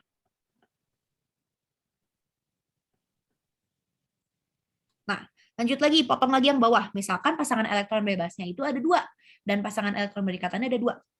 Ini dinamakan dengan tadi yang air, bengkok atau bentuk V. Karena sejujurnya aku juga nggak punya tips yang banyak banget gitu ya untuk ngafalin ikatan kimia ini. Yang kalian bisa semacam jadiin trik atau taktik gitu ya. Itu tuh dengan cara kalian hafalin satu bentuk, nanti tinggal dicabut-cabut gitu. Sorry. Jadi itu untuk yang bentuk pertama, yaitu yang jumlah elektronnya adalah 4. Aku lanjut ke yang jumlah elektronnya 5. Dengan bentuk aslinya adalah yang ini, segitiga bipiramida. Itu jadinya ada 1 elektron di tengah, kayak starfish deh kalau nggak salah ini. Ya, kayak starfish benar. Kalau misalnya kalian lihat dari arah gini gitu ya, kayak starfish ini. Nah, ini adalah dinamakan dengan segitiga bipiramida. Bipiramida. Lanjut, ini kan dari yang PEB-nya 5 ya. PEI-nya 5. Kita lanjut ke yang PEI-nya 4 dan PEB-nya 1. Yaitu kita cabut 1 dari yang atas, dari yang sini. Kita cabut. Itu namanya menjadi tetrahedral taksimetris. Jadi kalau misalnya kalian udah belajar tentang turunan belum di matematika. Jadi konsepnya kayak gitu, kayak diturunin terus, cabut lagi. Jadi nggak usah ngafalin semua notasinya, tapi hafalin kayak semacam lebih ke urutannya gitu. Dari segitiga piramida itu bisa berubah menjadi apa kayak gitu. Simetris. Terus lanjut lagi ke yang pasangan elektron berikatannya 3 dan pasangan elektron bebasnya 2. Tapi kalau di sini yang dicabutnya agak sedikit berbeda, aku hapus sedikit. Yang dicabut adalah kakinya yang di bawah di sini. Ini dicabut. Ini menjadi namanya huruf T. Karena misalnya kalian bisa lihat, ini tuh kayak T ya, yang di sebelah sini ya. Kayak gitu. Itu adalah yang udah dicabut 2 elektron bebas. Yang keempat, kalau misal ada nggak ya yang pasangan elektron berikatannya 1, yang bebasnya 4? Oh enggak, ini dulu. Yang pasangan elektron berikatannya 2 dan yang pasangan elektron bebasnya adalah 3. Berarti di sini kita cabut yang tangan atas juga. Sehingga sisanya balik lagi ke linear. Linear itu yang pasangan elektron berikatannya cuma 2, kayak CO2 tadi. CO2 kan seperti ini ya. CO2. Nah, ini tuh namanya linear. Berarti kalau misalkan dari pasangan dari domain elektron berjumlah 5, terus yang berikatannya cuma 2 dan yang bebasnya 3, itu berubah menjadi linear kayak gitu. Terus kita lanjut ke yang bentuk terakhir, bentuk utama terakhir yaitu yang 6, oktahedral. Oktahedral tuh agak umum sih bentuknya, jadi kayak koordinat kartesius yang bidang 3, misalkan kalian kenal, itu ke atas ada sumbu Z kayak gitu ya, misalkan di matematika atau di fisika bahkan. Terus ada yang sumbu X-nya lah ya ini, dan yang sumbu Y-nya. Ini lebih jelas sih di foto yang ini. Ini ngeblur banget ya. Tapi lebih jelas di foto yang ini karena lebih kelihatan gitu 3D-nya tuh di mana sih. Kalau misalnya gambaran tangan kan susah ya, apalagi aku nggak bisa gambar. Nah, oke. Jadi yang pertama itu ini namanya oktahedral. Terus yang kedua, kalau misalkan satu elektronnya dicabut. Di sini yang bawah dicabut, namanya menjadi segitiga. Segi empat. Piramidal. Maksudnya segi 4 piramida itu dari mana sih? Karena gini, ini kan si elektronnya itu kan ada semacam 2 bidang gitu. Satu yang menjorok ke atas bawah, dan yang ini tuh ada dalam satu bidang. Kayak gini, kalau kalian kebayang. Jadi, aku contohin pakai bolpen dan pensil ya.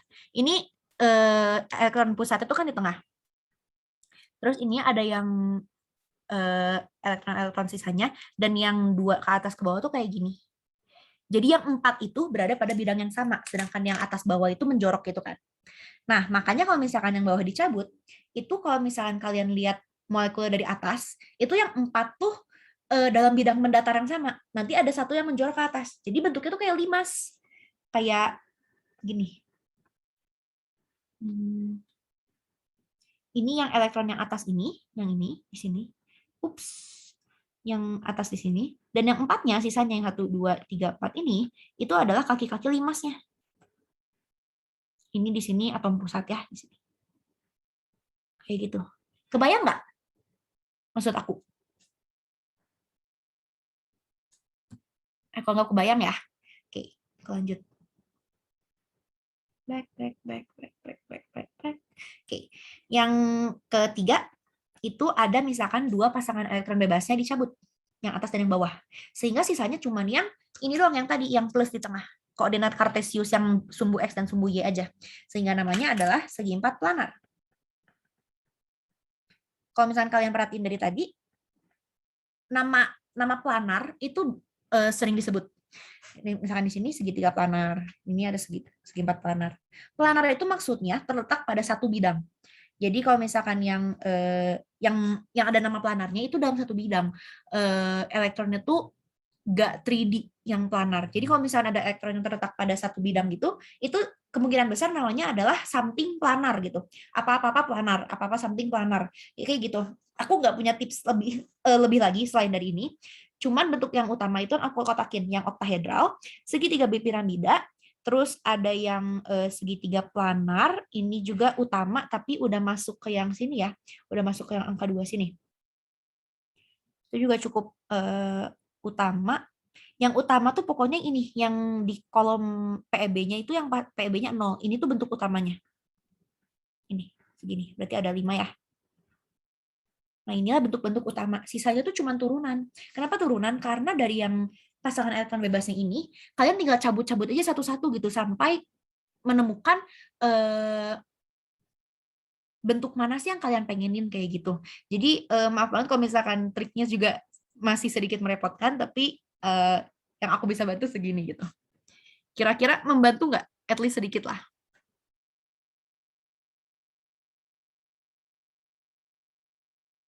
Oke, aku jawab dulu yang atas. Ini ada Kak, cara menentukan atom pusatnya gimana ya? Biasanya agak obvious gitu ya. Misalkan contohnya di sini adalah BeCl2. Kebaca kan, harusnya kebaca ya. BeCl2. Yang satu bijinya kan Be ya, berarti Be yang di tengah, dia pusatnya.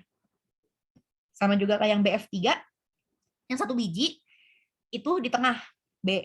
SO2 yang satu biji S di tengah, CH4 yang satu bijinya C di tengah, dan seterusnya sampai bawah. Contohnya lagi ada SF6. S-nya satu berarti dia yang di tengah, dan sisanya di samping-sampingnya kayak gitu. Oke, aku scroll lagi chatnya. Membantu, oke, thank you. Nanti ini aku share kok tentang catatan ini. Oke, aku lanjut ya ke slide yang berikutnya. Jadi kita sampai mana ya? Sampai sini kah? Ke sini. Sampai sini ya. Oke, selanjutnya ada gaya antar molekul. Gaya antar molekul ini sebenarnya penjelasan yang aku bikin di sini sedikit kurang jelas, jadi aku mau hapus aja slide yang ini, aku ganti penjelasannya. Aku bikinin yang rapi deh. Oke, gaya antar molekul itu terbagi menjadi gaya antar molekul. Oh ya, sekarang jam berapa ya? Aku nggak merhatiin. Udah tinggal 15 menit lagi, kalau misalkan mau agak ngulur juga nggak apa-apa, aku santai. Ada yang pertama dinamakan dengan ikatan hidrogen, dan yang kedua dinamakan dengan gaya van der Waals.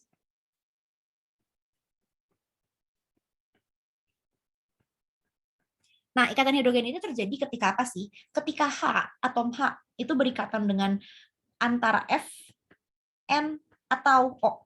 Atau ya, bukan dan. Atau.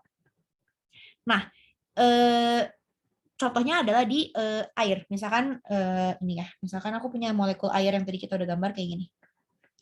Nah, terus dia berikatan dengan air yang lainnya. HOH lagi.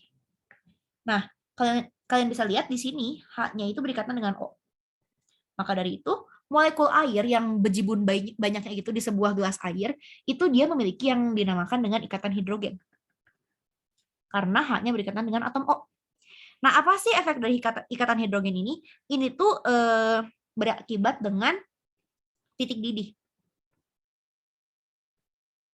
Semakin tinggi. Titik didih yang tinggi pada ikatan hidrogen. Maka dari itu titik didih air itu kan bisa sampai 100 derajat Celcius, itu karena dia memiliki ikatan hidrogen antar molekulnya. Nah, satu lagi yang mau aku bahas adalah urutan titik didih pada golongan 7. PD titik didih pada atom golongan 7.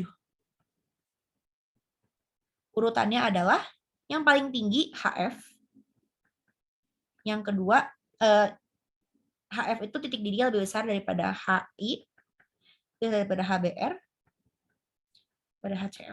Aku lupa ini pernah ditanyain atau enggak, tapi kalau nggak salah ada di satu TO aku yang memanfaatkan klik ini gitu ya, jadi lumayan penting juga untuk dihafalin. Nah, terus yang kedua ada gaya van der Waals. Gaya van der Waals ini kebagi menjadi 3. Yang pertama adalah dipol permanen. Yang kedua adalah dipol sesaat atau terimbas. Yang ketiga adalah gaya dispersi atau London.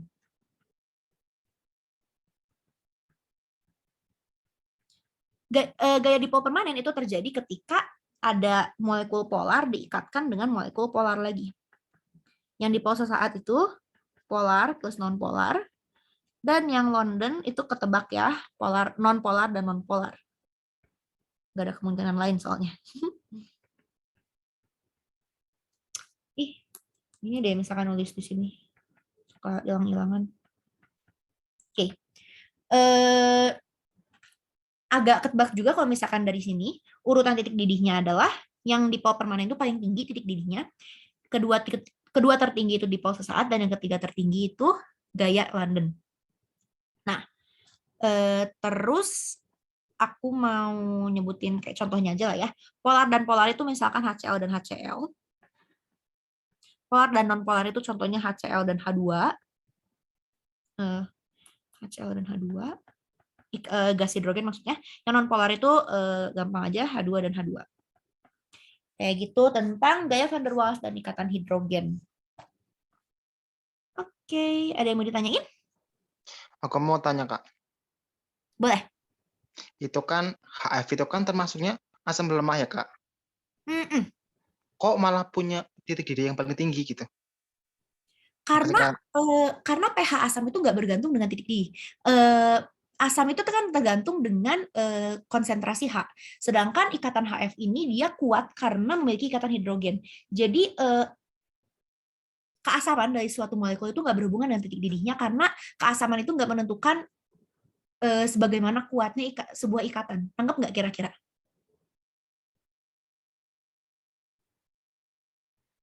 Yang tadi nanya. Ika ya? ya, Kak, paham, Kak. Oh ya, Makasih, Kak. siap. Sama-sama. Jadi kayak gitu. Intinya karena keasaman dengan titik didih itu nggak berpengaruh. Kayak gitu. Oke, aku lanjut ya. Di slide ini aku punya latihan soal, tapi karena udah mepet, aku nggak mau pakai latihan soal yang ini. Itu nggak apa-apa deh, aku bahas aja langsung. Oke. Gaya London ini aku hapus ya, karena tadi udah aku bahas. Oke. Boleh langsung dikerjain yang nomor 1. Ada yang mau chat jawabannya boleh. Aku tunggu bentar, nanti langsung aku bahas. Nomor 1, setiap unsur mampu membentuk ikatan kimia karena memiliki apa? Antara A, elektron valensi kah? B, kecenderungan membentuk konfigurasi elektron gas mulia. C, lintasan elektron. D, neutron dalam inti atom. Atau E, proton dan neutron. Oke, kata Dika B. Benar banget, jawabannya adalah B. Karena yang tadi udah disebutin di awal, setiap unsur itu memiliki kecenderungan karena mereka tuh pengen supaya ikatannya oktet. Konfigurasi elektron gas mulia itu kan sama aja dengan oktet ya. Jadi ini cuma permainan kata-kata aja, sehingga jawabannya adalah B. Yang kedua, diketahui nomor atom unsur. A3, B4, nomor atom ya. Nomor atom itu sama dengan proton, sama dengan elektron. D12, E9, F17.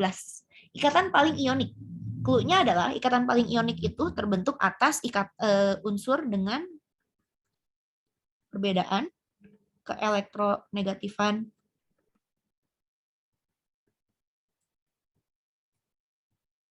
yang besar. Kira-kira ada yang punya jawabannya nggak? Ada yang jawab B, ada yang jawab D. Jadi jawaban yang mana?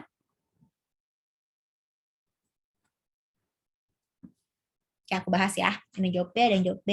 Jawabannya kurang tepat sayangnya, tapi aku bahas gini.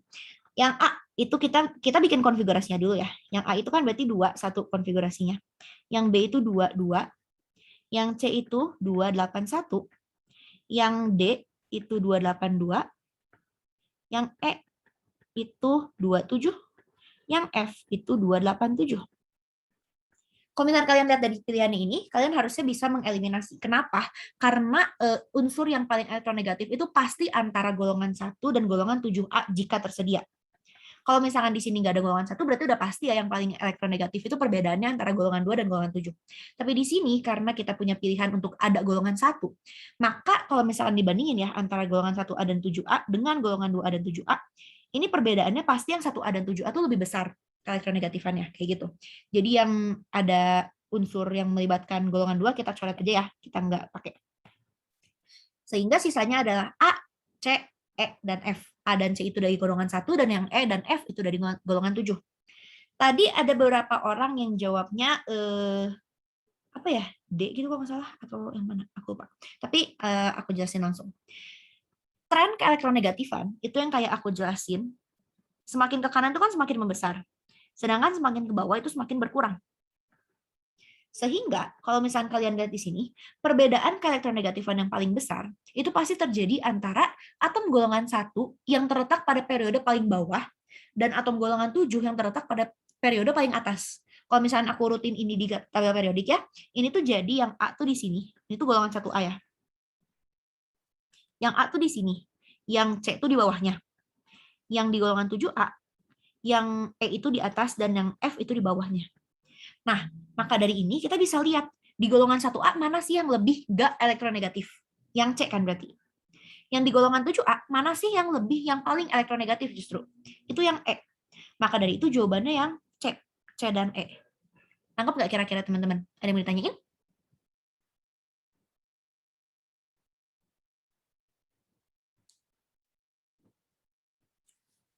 Oke, aku nganggap semua ya. Aku lanjut. Mau tanya, Kak. Oh ya, boleh. Kenapa? Itu yang F kan 17 kan? Itu kan 7A, Kak. CL. Ya nggak sih? Ya. Kok bukan yang F, bukan malah E? Gitu. Oh ya, jadi gini. Karena semakin ke bawah di suatu golongan, ini yang tren yang ini, semakin ke bawah suatu golongan akan semakin tidak elektronegatif sebuah unsur. Maka dari itu, keelektronegatifan Cl itu lebih kecil daripada keelektronegatifan yang F. Sedangkan yang kita butuhkan dari ikatan yang paling ionik adalah unsur dengan perbedaan keelektronegatifan yang paling besar. Sehingga misalnya kita bandingin antara ikatan AE, AF, CE, dan CF, itu pasti yang paling besar adalah CE. Kenapa? Karena pada golongan 1, unsur C itu paling nggak elektronegatif. Contohnya aku kasih angka ya, aku kasih angka, tapi aku nggak berani menjamin angka ini serupa dengan aslinya atau enggak. Aku cuma kasih contoh angka. Misalkan kalau A keelektronegatifannya 1, C itu keelektronegatifannya 0,5. Yang E itu keelektronegatifannya 3, dan yang F itu keelektronegatifannya 2. Kita kurangin ya satu-satu ya. A selisih perbedaan keelektronegatifan antara unsur A dan unsur E. Itu 3 min 1, berarti 2. Yang A dan F, 1 dan 2, berarti 2 min 1, 1 ya. Nah, yang C dan E, 3 dengan 0,5, itu berarti 2,5. Dan yang C dan F, itu 2 dikurang 0,5, 1,5. Nah, dari yang sini, kalian bisa lihat bahwa yang selisihnya paling besar adalah si ikatan C dan E. Karena kita udah tahu tren. Sebenarnya aku ngafalin itu yang gampang gini sih. Ini kemarin udah dibahas yang sebelumnya, tapi gini. Ada tren tabel periodik unsur namanya. Tren SPU. Semakin ke kanan, itu semakin kecil jari-jari atom. Dan semakin ke bawah, itu semakin besar jari-jari atom. Kenapa? Karena semakin ke kanan, itu kalau misalnya kalian tadi aku udah jelasin tentang gimana di dalam satu periode, itu kan jumlah kulit satu unsur-unsurnya sama. Jadi pada periode 2, semua unsur itu memiliki 2 kulit elektron. Nah, karena semakin ke kanan itu, elektron valensinya semakin besar, ya kan? Karena dari 1A ke 7A, pasti elektron valensi yang dari 7A yang paling banyak. Nah, semakin banyak elektron ada di kulit terluarnya, itu semakin dia tertarik ke inti si kulitnya. Makanya jari-jari atomnya semakin ke kanan, semakin mengecil. Sedangkan semakin ke bawah, itu semakin besar jari-jarinya. Kenapa? Karena periodenya bertambah. Periode bertambah artinya kulit elektron bertambah. Maka dari itu, jari-jari atom dari golongan dari jari atom pada setiap golongan semakin turun itu semakin besar. Tapi terus si tren jari-jari atom ini berbalikan dengan tren tren tentang keelektronegatifan. Nggak cukup. Keelektronegatifan. Ya, daya ionisasi. Dan satunya lagi adalah, kenapa aku lupa, bentar. Keelektronegatifan, daya ionisasi, dan apa ya? Kenapa aku lupa, sebentar. Aku cari dulu. Ada 3 tren yang berkebalikan dengan tren jari-jari atom.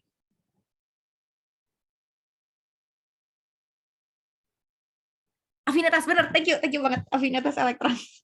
Aduh, dasar aku lupa. Afinitas elektron. Thank you. Ya, nah misalkan yang ketiga ini itu tuh berbalikan dengan dengan tren jari-jari atom. Yang ini tuh semakin ke kanan semakin besar, semakin ke bawah semakin kecil.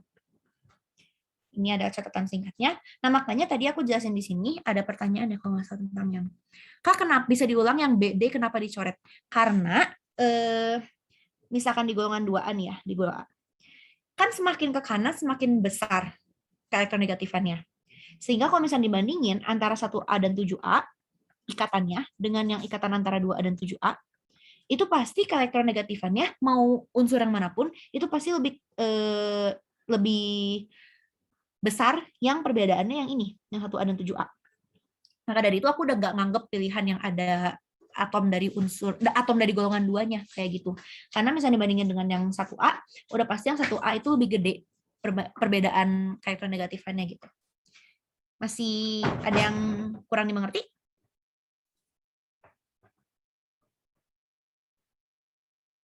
Atau udah pada nangkep?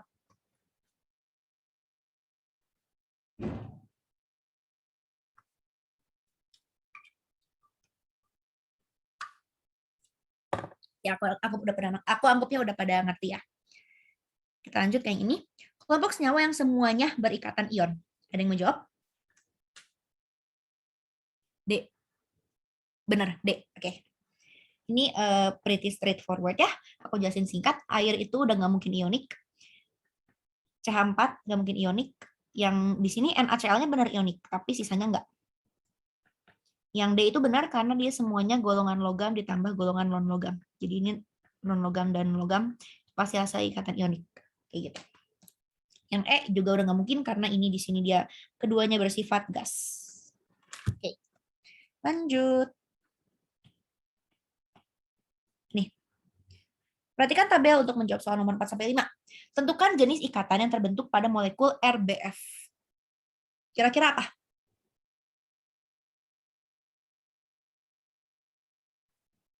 Ada yang punya jawaban? Ion. Benar, ion. Kenapa? Karena ada dua alasan ya di sini. Yang pertama, alasannya itu karena RB itu logam dan F itu non-logam. Ini berdasarkan hafalan ya. Maka jawabannya adalah dia ikatannya ionik. Tapi kalau misalnya kalian lihat dari sini, selain dari RB itu logam dan F itu non-logam, kalau misalnya kalian bandingin ya, ikatan RBF, ikatan RB dengan C, ikatan RB dengan O. Ini tuh keelektronegatifan yang RBF tuh paling besar. RBF kita lihat 0,8 sampai 4,0. Itu berarti perbedaan 3,2 ya. Yang RBC 0,8 sampai 2,5 itu berapa berarti? 0,5, 2, 1,2 ya? Bukan nih, 1, nggak bisa gitu. 1,7. 1,7. Nah, yang perbedaan keelektronegatifan RB dengan O itu kan berarti dari 0,8 sampai 3,5, 2,7. Kalian di sini bisa lihat bahwa ikatan RBF itu memiliki perbedaan keelektronegatifan yang cukup besar dibandingkan dengan ikatan-ikatan yang lain. Makanya dia hasilnya adalah ionik. Jadi ada dua alasan ya, satu berdasarkan hafalan, satu lagi berdasarkan informasi dari tabel. Ikatan ion berarti tidak punya polar atau non-polar kah, Kak? Enggak punya, karena ikatan polar non-polar itu cuma dimiliki oleh ikatan yang kovalen. Kayak gitu. Lanjut ke yang nomor 5, tentukan jenis ikatan yang terbentuk pada molekul CO. Ada yang punya jawaban? Antara C dan O? Kovalen. Tapi kovalen ada dua. Ada kovalen polar dan kovalen non-polar. Antara kovalen polar atau kovalen non-polar. Kira-kira jawabannya yang mana? Polar. Bener banget yang polar. Kenapa? Karena tadi ada aturan ini. Perbedaan atom. Meskipun terlihat simetris ya, kanan ada C, kiri ada kanan ada O, kiri ada C. Meskipun ini kayak mirror bentuknya, tapi ini tuh unsurnya berbeda. Sehingga dia polar. Berbeda halnya dengan kalau misalkan tentukan jenis ikatan yang terbentuk pada molekul N2.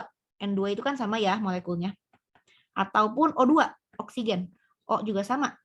Cuman atomnya sama, unsurnya sama, O dua-duanya. Makanya dia non-polar. Kalau yang ini non-polar.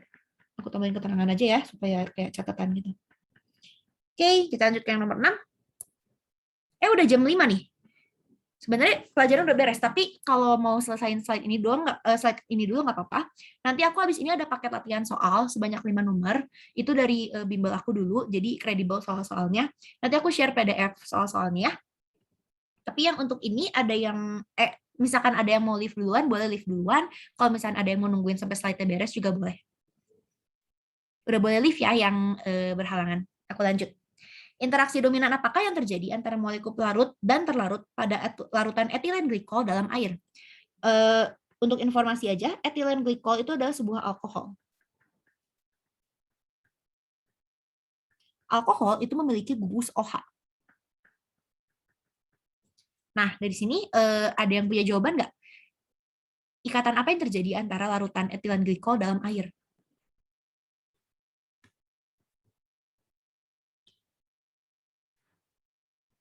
Aku bantuin ya.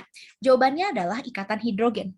Kenapa? Karena misalnya kalian lihat ini ya, etilen glikol. Kalian nggak tahu itu senyawa apa gitu. Kayak hafal glukosa C6H12O6 aja udah bagus gitu.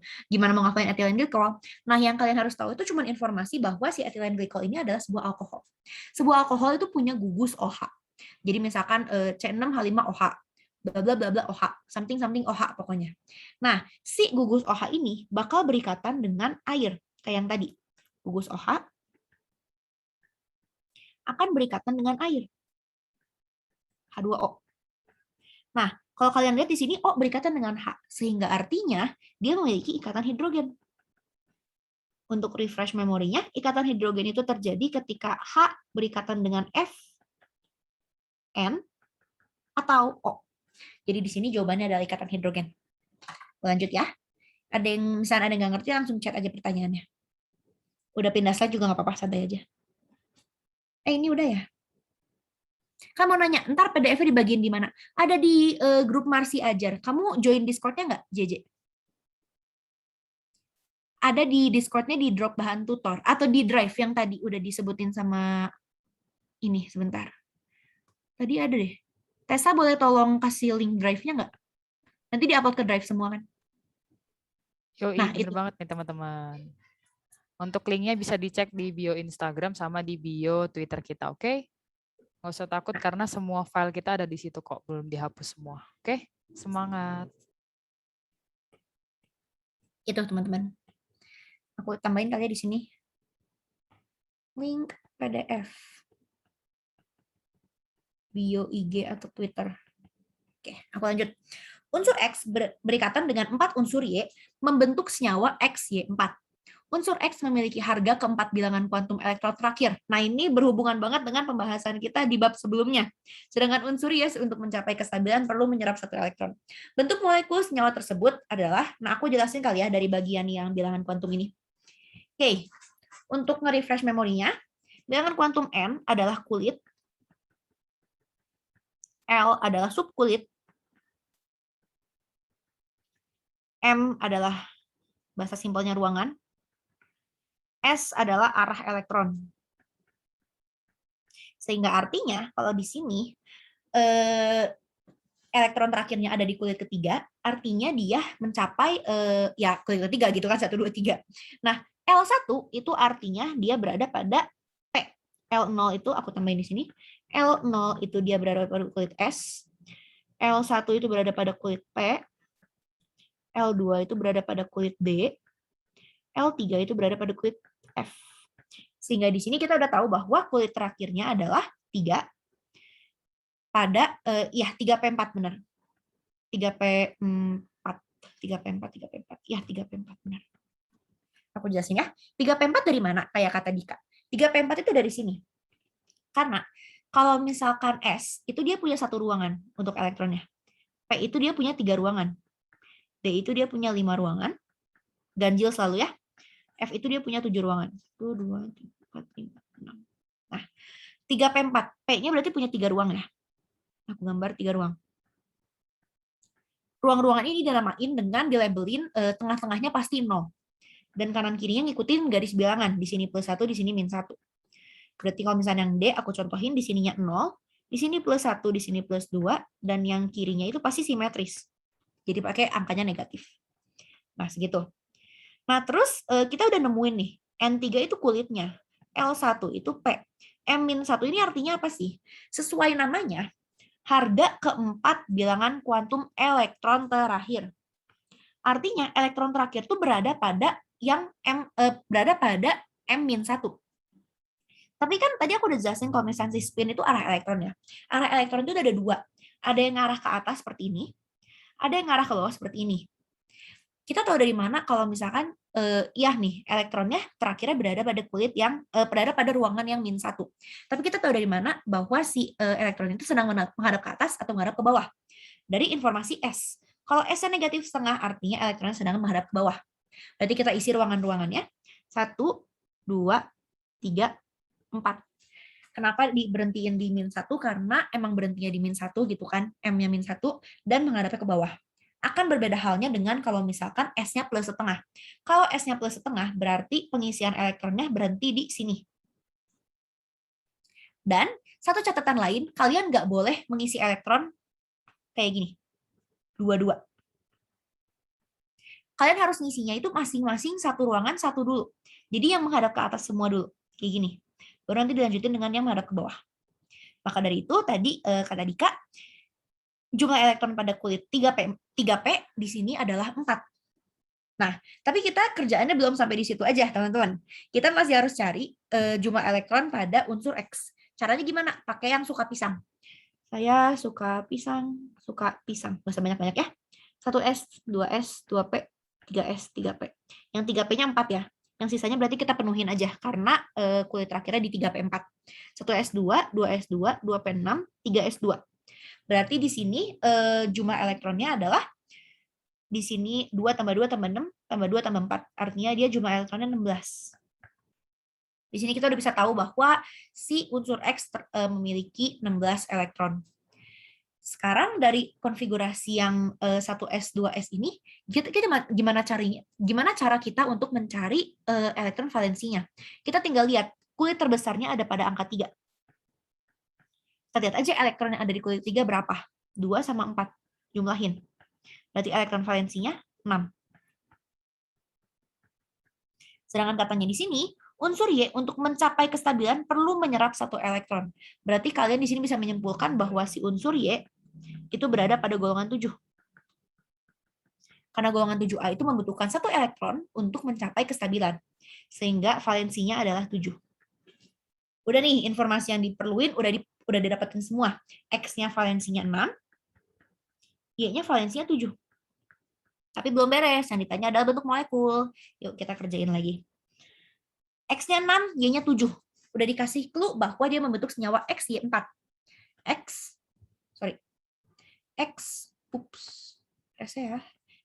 Y4 kayak gini.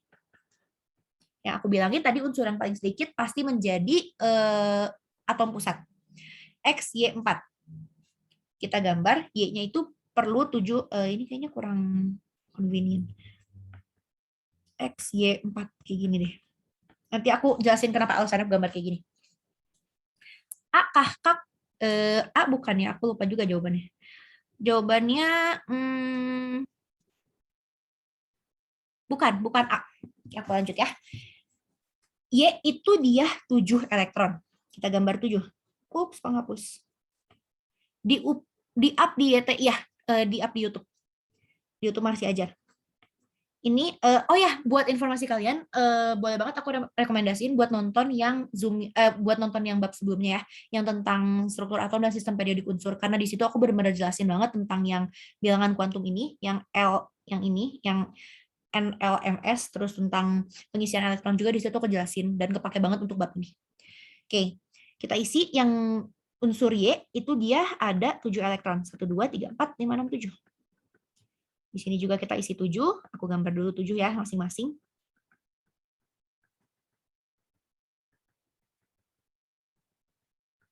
Nah, katanya unsur Y itu mencapai kestabilan perlu menyerap 1 elektron. Sehingga kita minjem aja nih 1 elektron dari X. 1 oktet, 2 oktet, 3 oktet, 4 oktet. Tapi katanya X itu punya elektron valensinya 6, sehingga kita masih punya sisa 2. Nah, berarti di sini kalian bisa lihat bahwa si unsur molekul XY4 itu memiliki 5 tangan elektron. Tapi yang di sininya elektron bebas. Sehingga notasinya adalah A X4 karena yang berikatannya 4 dan E-nya 1 PeB. Selain ini kan kalian bisa juga pakai rumus ya, rumus yang tadi yang PeB sama dengan PI min jumlah elektron valensi min PI per 2. Aku contohin pakai rumus. Aku pastiin dulu rumusnya benar atau enggak, karena aku nggak pernah ngafalin rumus. Maaf. Mana ya tentang PI? Inikah? Ya benar. Kalau kalian mau pakai rumus, berarti PEB sama dengan elektron valensi pusat adalah 6, dikurang yang berikatannya adalah 4, 1, 2, 3, 4, per 2. Berarti 1 ya, jawabannya berarti PEB-nya benar 1. Berarti kita udah punya notasi AX4, S1. Kayak yang tadi aku jelasin, kalau misalnya kalian nemuin bentuk kayak gini, kalian ingat aja bentuk awalnya adalah dia segitiga bipiramida. Segitiga bipiramida bukan ya? Kita lihat catatan lagi. Maaf ya, aku nggak hafal karena udah lama juga dan emang nggak pernah hafalin. Nih, dari segitiga bipiramida benar, kita mencabut satu elektron karena yang tadi yang kita pengerjaan tadi itu ada satu pasangan elektron bebas sehingga namanya adalah yang tetrahedral taksimetris, yang mana yaitu pilihannya tetrahedral taksimetris. Jawabannya adalah yang D. Nangkap nggak kira-kira teman-teman? Yang ini agak panjang sih caranya karena nggak straightforward dikasih tahu bahwa valensinya berapa. Ada yang mau ditanyain? Bedanya bentuk molekul dan geometri. Oh, sama. Bentuk molekul itu disebutnya geometri molekul. Bentuk molekul itu sama dengan geometri molekul. Cuma nama lain aja itu mah. No worries, namanya sama. Gitu. Ada yang mau ditanyain lagi? Oke, aku lanjut ya. Yang nomor 8. Senyawa kovalen X2Y terbentuk dari atom dengan nomor atom X dan Y berturut-turut 17 dan 8. Berarti X-nya 17, Y-nya 8. Bentuk molekul apa sih yang terjadi gitu kan? Berarti kita bikin konfigurasinya aja langsung ya. 17 itu berarti 2, 8, 7. Yang 8 itu berarti 2, 6. Mirip banget sama yang tadi, tapi bedanya ini X2Y, yang tadi XY4. Jawabannya linear bukan. Jawabannya bukan linear. Aku lanjutin dulu ya. Iya benar, JJ, benar. Jawabannya bentuk V. Aku jelasin. Di sini katanya bentuk senyawanya adalah X2Y, sehingga atom pusatnya itu Y di tengah. X.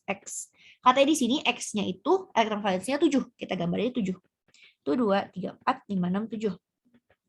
1, 2, 3, 4, 5, 6, 7. Berarti kalau misalkan dia di golongan 7, artinya dia membutuhkan 1 elektron. Berarti dari sini X-nya itu berarti dari sini Y-nya itu masing-masing menyumbang 1 elektron. 1. Nah, karena si Y-nya ini elektron valensinya 6 dan udah kepake 2, berarti sisanya ada 4. 4-nya ini kita bagi 2 aja atas bawah. Nah, di sini secara kasat mata iya dia linear karena X Y X ya gini. Tapi ini salah.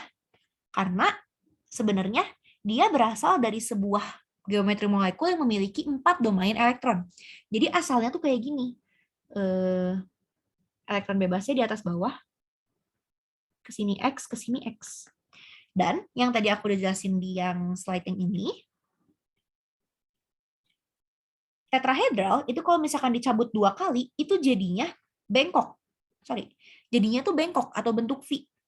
Sehingga yang di nomor tadi kita kerjain, itu kita bisa menyimpulkan bahwa jawabannya adalah yang bentuk V. Yaitu nama lain dari bengkok. Ada yang mau ditanyain?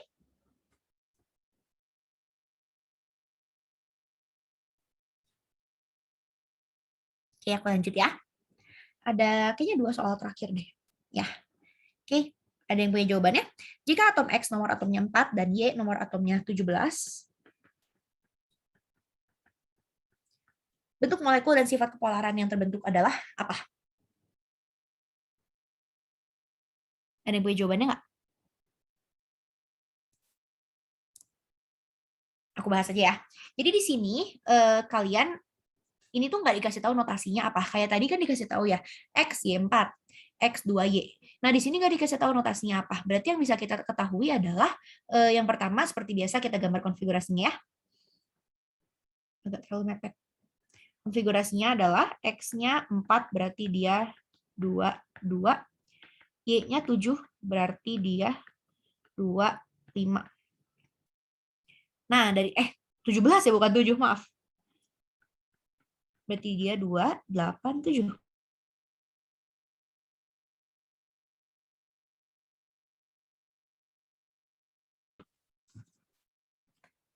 Kedengeran nggak suara aku? Dengar, Kak. Kedengeran? Oke, tadi sempat ada katanya error mikrofonnya. Nanti misalkan aku ada error lagi kasih tahu ya. Misalnya tiba-tiba diem, itu berarti mikrofon aku error. Oke, aku lanjut. Di sini berarti konfigurasi Y-nya 287. Perlu kalian ketahui bahwa misalkan dia digolongkan 7 artinya dia butuh 1 elektron seperti biasa. Nah, kita gambar aja berarti Y-nya gimana ya supaya gampang ngejelasinnya. Ini agak feeling juga sih. Jadi gini. X-nya di tengah, Y-nya 2-nya di ujung. Kita gambar dulu konfigurasinya Y itu memiliki 7 elektron. Seperti ini. Dan X-nya itu kebenaran dia punya 2 elektron. Berarti bisa disumbangin masing-masing 1 ke samping. Kayak gitu. Nah, artinya di sini karena X-nya itu nggak punya elektron bebas, dia jawabannya adalah linear. Dan linear, yang pasti linear. Yang dijadikan perdebatan yang kedua adalah polar atau non-polar. Ya, polar atau non-polar. Jawabannya adalah dia non-polar. Karena yang pertama dia nggak punya PB. Terus dia simetris. Sehingga jawabannya adalah linear dan non-polar. Ada yang mau ditanyain?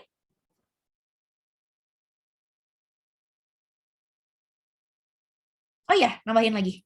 Itu kok X dia 2, Kak?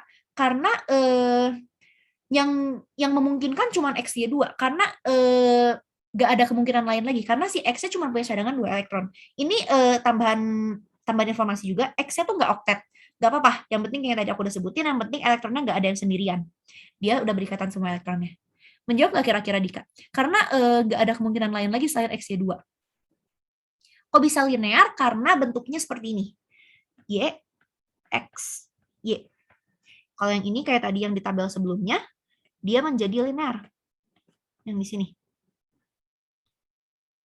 Lurus gitu loh si geometri molekulnya. Maka dari itu, X, Y2 adalah linear. Kecuali si X-nya ini punya elektron valensi, punya elektron bebas ya. Punya pasangan elektron bebas misalkan di sini. Itu nanti dia nggak jadi linear lagi. Kayak gitu. Lanjut ya. Senyawa AB3 min. AB3 min ini tuh notasinya harusnya kayak gini ya. AB3 min. Berarti nggak harus oktet. Iya, nggak harus oktet. Sebisa mungkin oktet, tapi nggak oktet nggak apa-apa. Yang penting elektronnya berjumlah genap. Kayak gitu. Senyawa AB3 min, notasi minnya di atas, terbentuk dari atom A dan B yang masing-masing memiliki nomor atom 16 dan 9. Berarti A-nya 16, B-nya 9. Bentuk geometri dari molekul tersebut adalah, ada yang mau nyobain? Jawabannya apa? Aku bahas aja ya. A itu 16, sehingga konfigurasinya 2, 8, 6. Yang B itu 9, sehingga konfigurasinya 2, 7. Seperti biasa, dia membutuhkan 1 elektron ya. Paling jelas dari soal kayak gini tuh, yang golongan 7 pasti butuh 1 elektron. Sehingga kita bisa gambarin AB3. Di sini udah enak, udah ada clue-nya gitu ya. Ngegambar AB3. Gambarlah konfigurasi elektron yang B.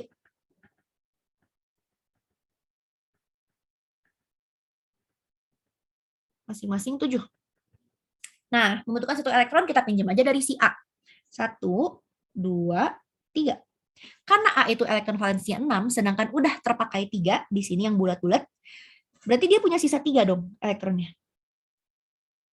Nah, ini agak membingungkan, karena dia cuman punya berapa nih? 1, 2, 3, 4, 5, 6, 7, 8, 9 elektron. Sedangkan aku tadi bilang bahwa si elektronnya berjumlah genap. Inilah alasan kenapa senyawa ini bermuatan negatif.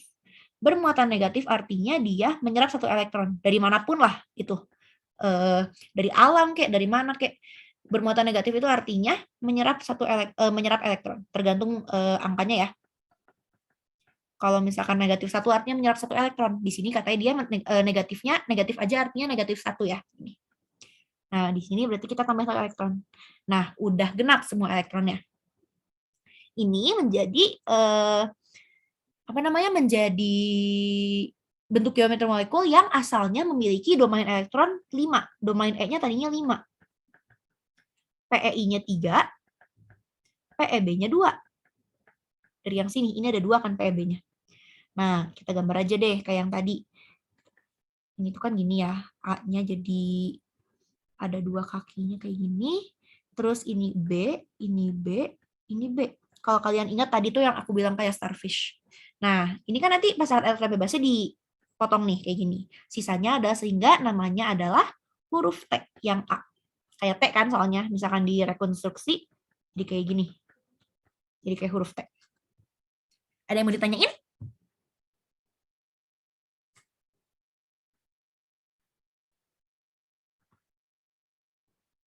Oke, sekiranya bahan kita hari ini segini aja. Lain kali misalkan aku ada kelas lagi, aku bakal ngadainnya 2 jam. Karena hari ini juga aku kira 1,5 jam cukup, ternyata harus 2 jam. Tapi akhirnya juga hari ini jadi 2 jam juga, jadi nggak apa-apa. Maaf ya teman-teman, telat banget setengah jam. Nanti slide-nya akan aku share. Terus ada 1 set soal, isinya 5 soal.